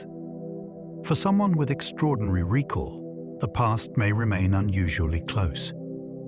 A minor embarrassment, an ordinary afternoon, or a sad conversation can return with vivid force. The mystery is not only how the memory works, it is why memory is normally limited. Perhaps the mind protects itself by letting most days fade. These rare cases show what happens when the archive stays open. A life can become almost too available to itself. Photographic memory remains more legend than settled human ability. Many people imagine a mind that can take perfect pictures of pages, scenes, or conversations and retrieve them without error. True photographic memory in that exact sense has never been clearly proven as a common human ability. Yet the legend survives because some people do have astonishing recall. They can remember long strings of numbers, complex images, maps, or music with accuracy that feels supernatural. Often, these abilities involve strategies, intense attention, unusual mental organization, or rare natural talent. The gap between the myth and the real skill is where the mystery lives. Why do some minds hold detail while others lose it almost immediately? Could a more exact memory be trained, or is it limited by brain structure?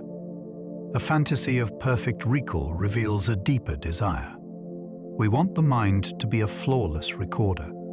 Instead, it is something stranger, more selective, and sometimes more powerful than accuracy. Memory palaces show imagination can turn space into knowledge. This ancient technique asks a person to place information inside an imagined building, street, or route. To remember a speech, a list, or a long sequence, the learner walks through that mental place and collects each item from its location. The method works because spatial memory is one of the mind's great strengths. We may forget abstract details, but we remember places with surprising force. What makes the technique fascinating is that the imagined space can become almost practical. A fictional room can hold real knowledge. A mental hallway can preserve facts better than repetition alone. Memory champions still use versions of this method to perform feats that look impossible to the untrained observer. The deeper mystery is that imagination is not the opposite of usefulness. It can become a tool with structure, reliability, and power. The mind can build a private world, then use it as a library. The method of loci links ancient memory with mental architecture. Long before notebooks, phones, and search engines, trained speakers used location to carry knowledge. They would imagine a familiar path and attach important ideas to specific stops along the way. When it was time to speak, they mentally walked the route and retrieved each piece in order. This method reveals a forgotten truth about intelligence. The mind remembers best when information has a place to live. Ancient teachers understood that memory was not only storage, it was arrangement. A well-built inner structure could hold law, poetry, argument, and history.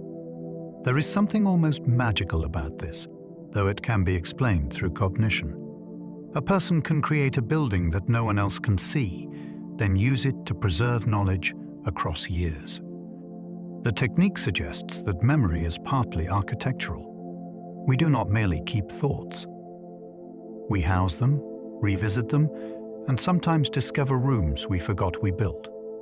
mental rehearsal can improve performance without physical movement. Athletes, musicians, surgeons, and performers often practice in the mind before acting in the world. They picture each movement, each timing choice, and each desired outcome with focused detail. Studies have shown that this can help performance because the brain activates parts of the same systems used during real action. The body seems to listen to imagined practice. That does not mean thought replaces training, but it can sharpen the path training uses. The mystery is how seriously the nervous system treats imagination. A skier can rehearse a turn while sitting still. A pianist can practice finger sequences without touching keys. A speaker can enter a room mentally before ever stepping on stage. The hidden body responds. Some people take this as evidence that reality begins in the mind before it appears in movement. More cautiously, it shows that the line between doing and imagining is much thinner than it feels. Athletes use visualization as if the body listens inwardly. Before a race, jump, throw, or match, many elite performers close their eyes and see the action before it happens. They do not merely hope for success. They run the sequence internally with timing, sensation, and confidence. This can prepare the nervous system, reduce fear, and make the real movement feel familiar. The fascinating part is that the body seems to respond to an event that has not yet occurred. Muscles may prime. Breathing may settle. Attention may narrow toward the task. In alternative circles, visualization is sometimes treated as a way of drawing an outcome closer. In sports psychology, it is more often seen as rehearsal and regulation. Both views share one striking idea. The future performance becomes easier when the mind has already visited it. The athlete is not waiting for reality to arrive. They are building a path inside themselves, then asking the body to follow it. Fear can change perception before reason has time to speak. A frightened person hears sounds differently, judges distances poorly, and notices threats that may not truly be there. The mind under fear is not a neutral witness. It becomes a survival instrument. Shadows sharpen. Faces become suspicious. A harmless noise can feel like warning. This happens because the brain gives priority to safety before careful interpretation. In dangerous situations, that speed can save a life. In ordinary situations, it can distort the world. The mystery is that fear does not only react to reality. It creates the version of reality a person must navigate. This is why two people can stand in the same place and experience completely different worlds. One sees a normal room. The other sees danger in every corner. Some people believe fear can even attract the events it expects by changing choices and behavior. At the very least, fear proves that perception is never just about what is present. Place cells suggest the brain builds inner maps of reality. Deep inside the brain, certain cells become active when an animal or person is in a specific location. These cells help create an internal map of space, almost like a living navigation system. The discovery is astonishing because it shows that the brain does not simply receive the world. It models the world from within. A room, a street, or a path becomes a pattern of activity that can be revisited and updated. This may explain why familiar places can feel emotionally charged. The map is not only geometric, it connects with memory, safety, habit, and expectation. Some people wonder whether the mind builds similar maps for relationships, ideas, and even spiritual experience. We may carry inner landscapes for everything we know. The physical map is only the beginning. Reality becomes usable because the brain turns it into a private territory, then lets us move through it as if it were simple. Mirror neurons may explain empathy, imitation, and silent understanding. Certain brain cells respond when an individual performs an action, and also when they observe another doing something similar.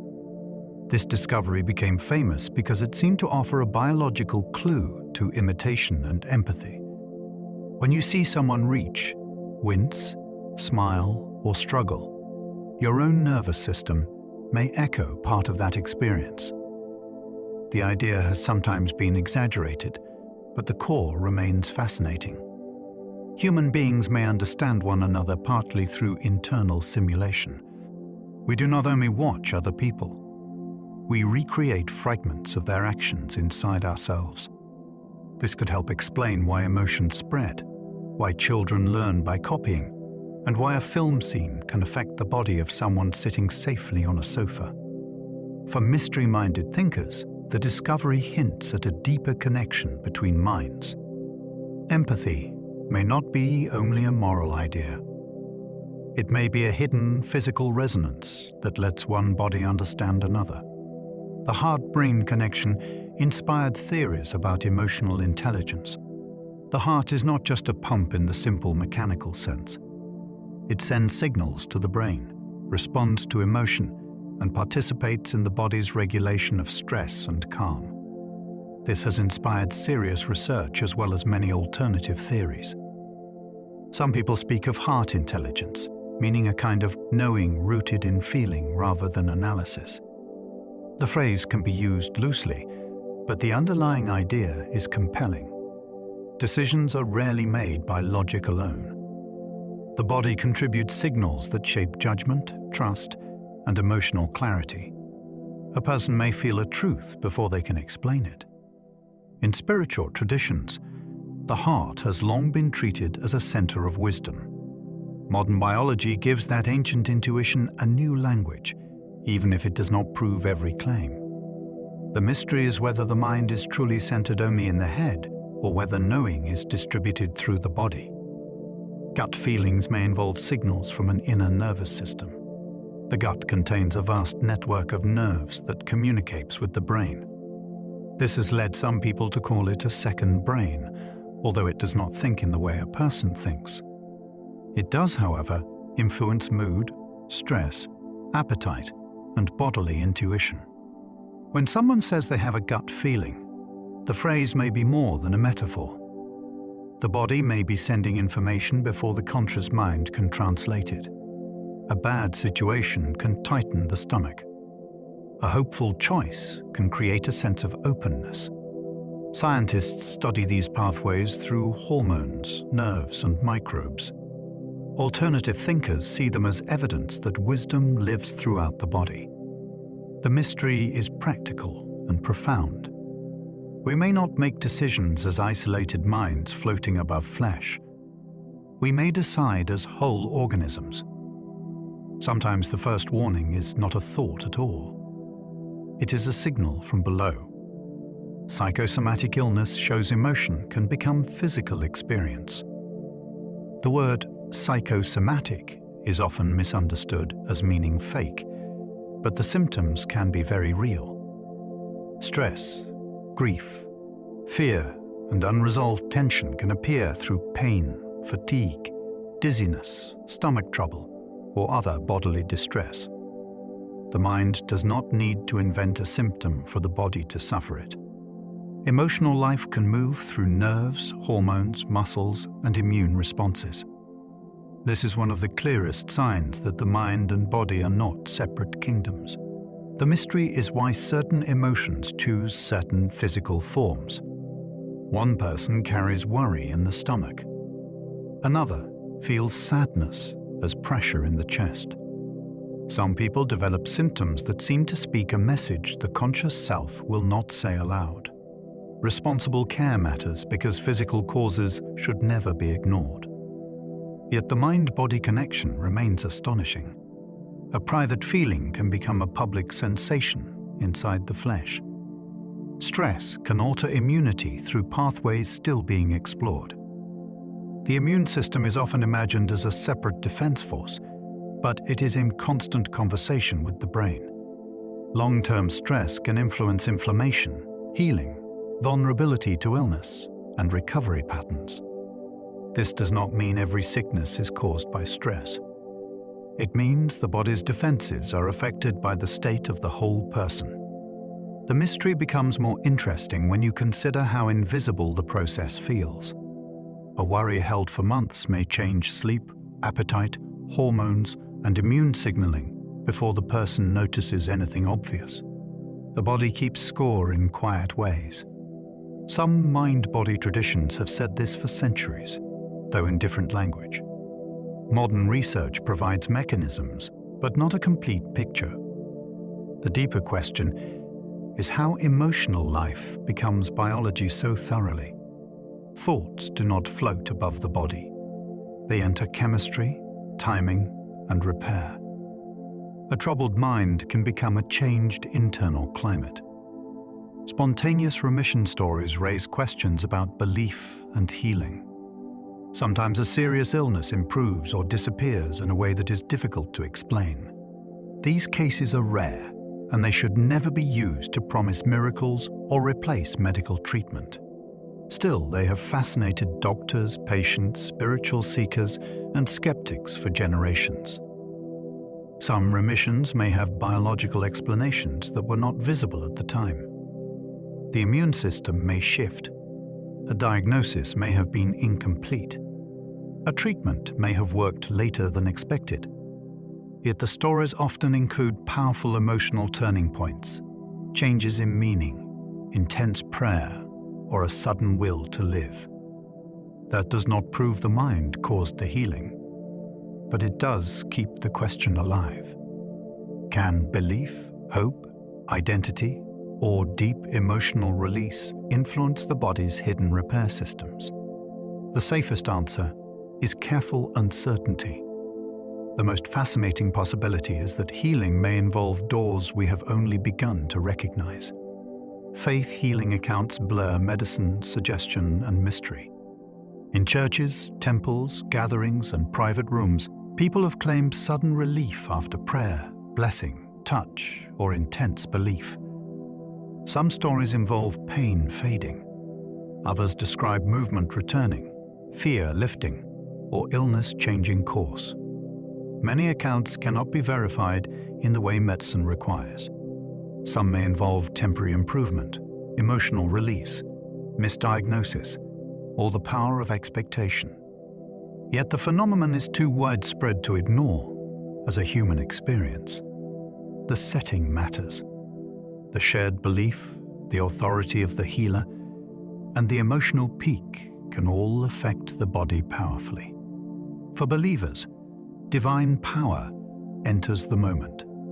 For skeptics, the mind's own mechanisms are enough. The mystery is that both views acknowledge transformation can happen under the pressure of meaning.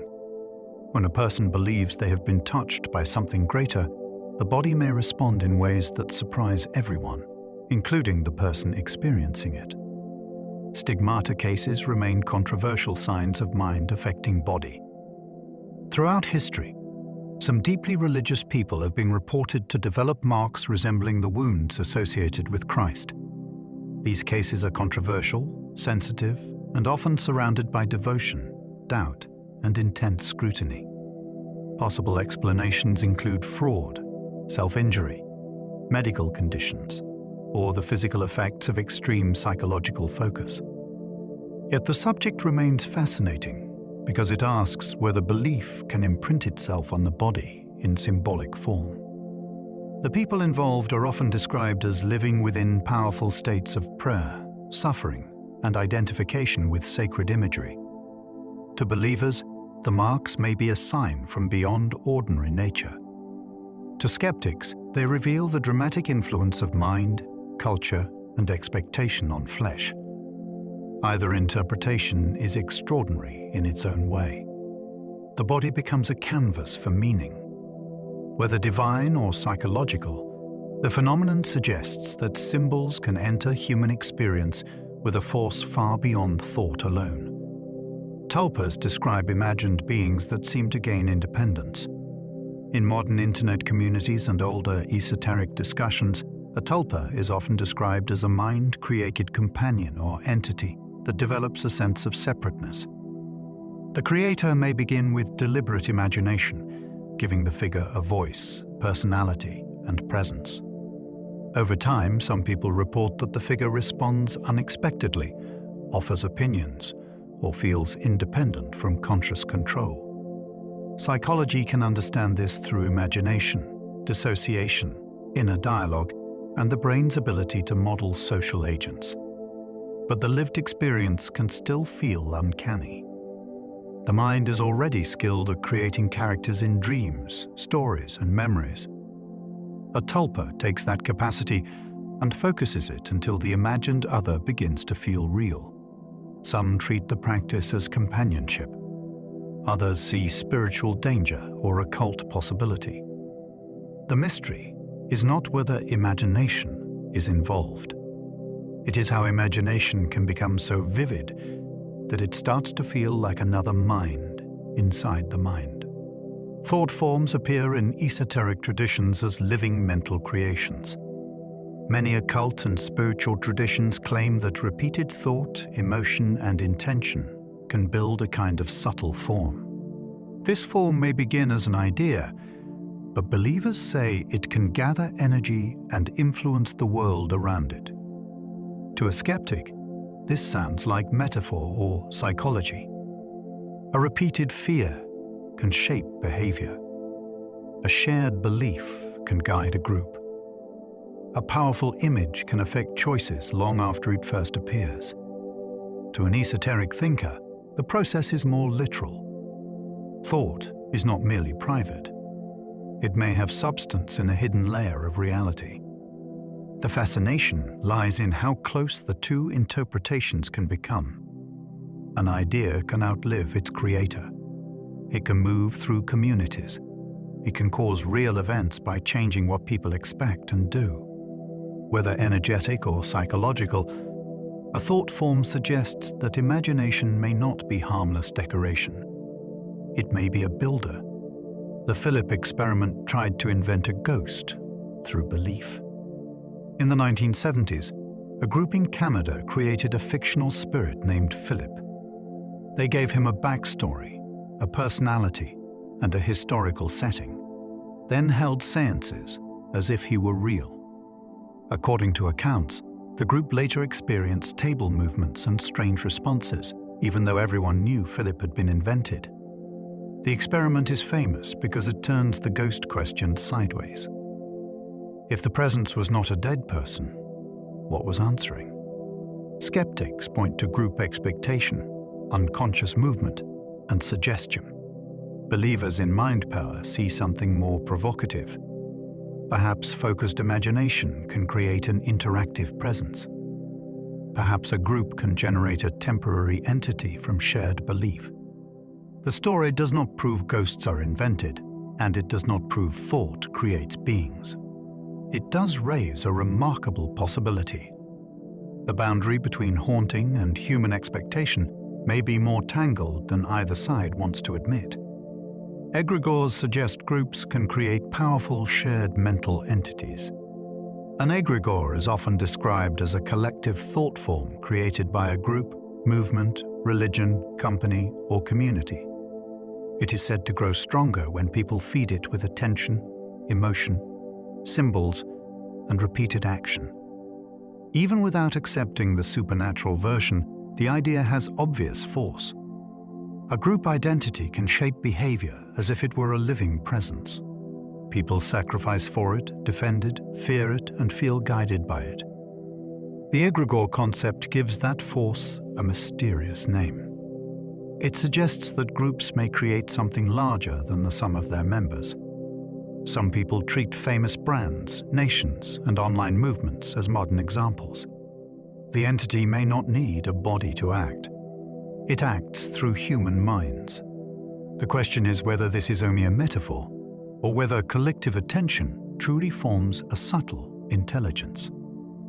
Either way, group belief can become powerful enough to feel alive. Servitors are occult thought forms, built for specific purposes. In some magical traditions, A servitor is a deliberately created mental construct designed to perform a task. The creator gives it a purpose, a symbol, and sometimes a limited lifespan. To believers, it operates in subtle reality and helps influence events. To skeptics, it is a structured psychological tool that focuses intention and changes behavior. Both readings are interesting. A person who creates a servitor for confidence may begin noticing opportunities, acting differently, and reinforcing the desired pattern. The imagined helper becomes a way to organize attention.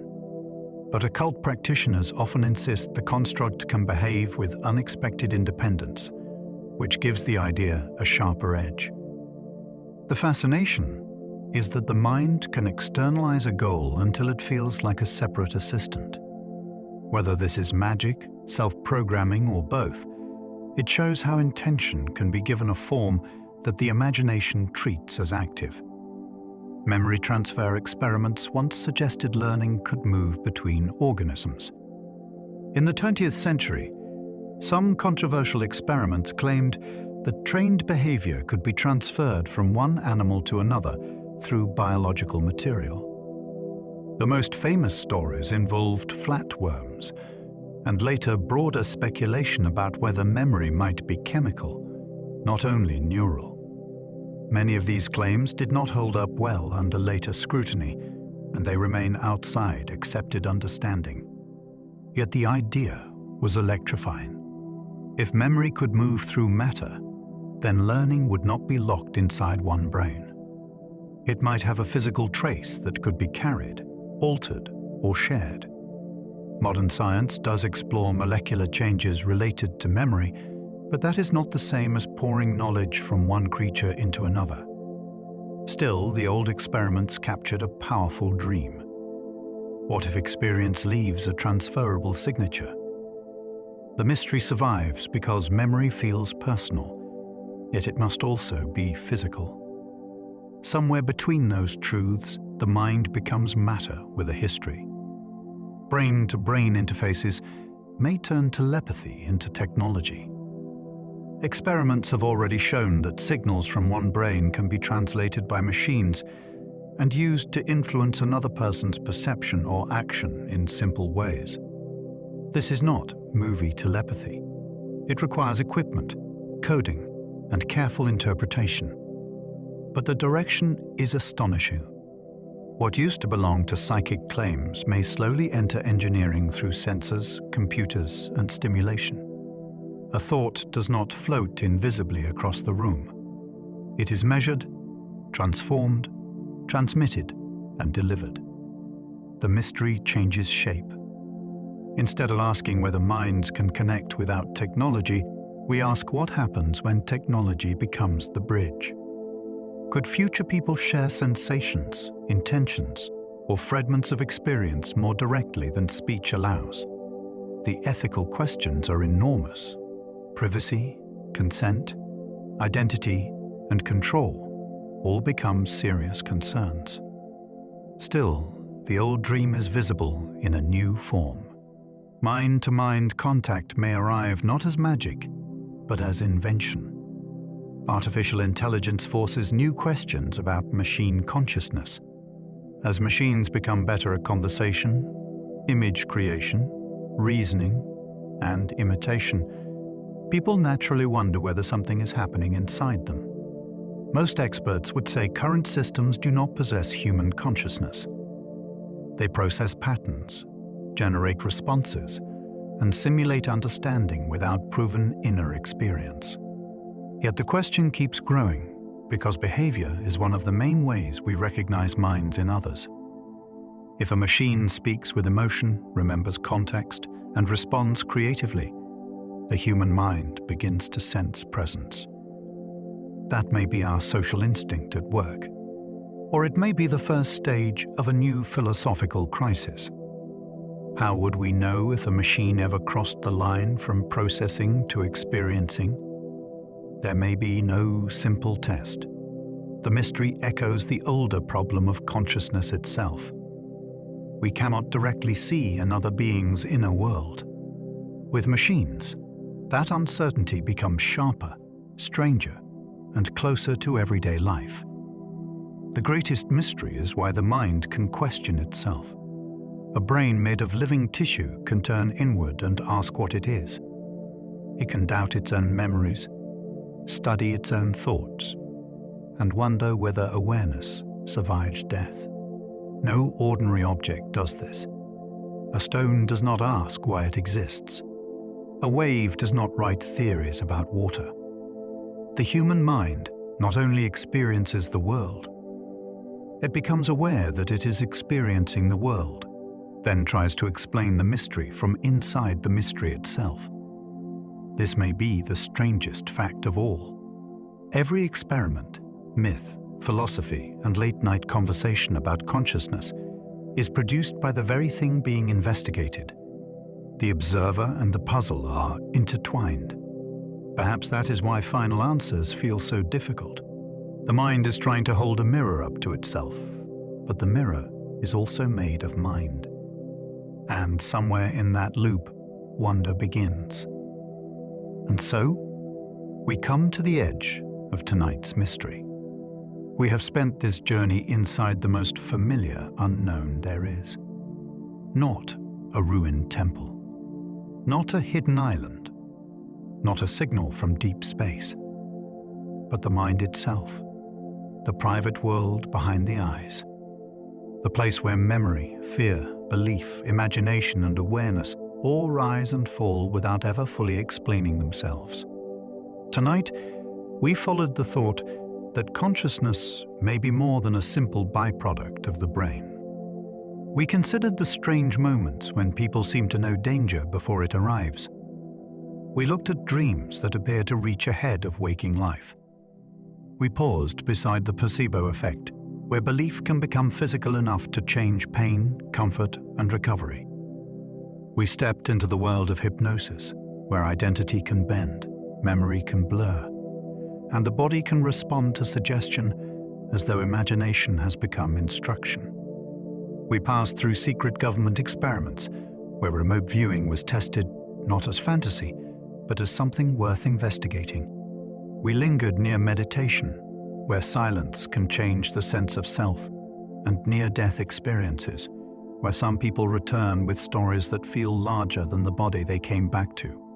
We followed the mind into stranger rooms too, into déjà vu, where the present seems to remember itself, into phantom limbs, where the body's map survives the body's change, into the rubber hand illusion, where ownership can shift with a few careful signals, into old shamanic traditions, where consciousness was treated not as a closed box, but as a passage.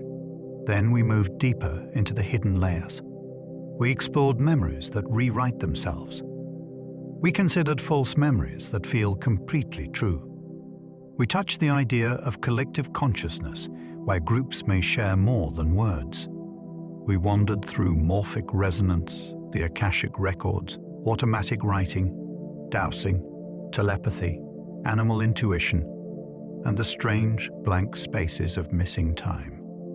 Some of these mysteries may have ordinary explanations. Some may be misunderstood. Some may turn out to be stories shaped by fear, hope, culture, or chance. But even then, they still reveal something astonishing. The mind is not a passive witness. It is an interpreter. It is a builder. It can turn belief into sensation, memory into identity, and uncertainty into a world that feels real. We also followed the mystery into sleep, into paralysis, where a frozen body can make the room feel occupied, into out-of-body experiences, where awareness seems to drift away from its usual address, into dreams that guide, warn, repeat, or return after years, into the edge of sleep, where voices and images can appear before the night has fully taken hold. And finally, we look toward the future. Brain-to-brain interfaces. Artificial intelligence. Machine consciousness. The old questions have not disappeared. They have simply put on new forms. What is a mind? Where does awareness begin? Can thought reach beyond the skull? Could consciousness be something the universe does, rather than something humans alone possess? For now, we do not have to answer any of it. The mystery can remain open.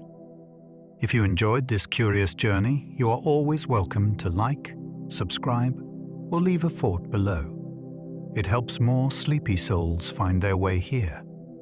And if you happen to still be awake, another mystery should be waiting for you on the screen. But for now, let the questions loosen their hold. Let the mind step back from search. Let the day become distant. Feel your shoulders soften. Let your hands rest. Let your breathing slow at its own pace. There is nothing more to solve tonight. No answer has to arrive. No thought has to be followed. The mind may keep its secrets a little longer, and you may rest inside the quiet space between them. Sleep well, and good night.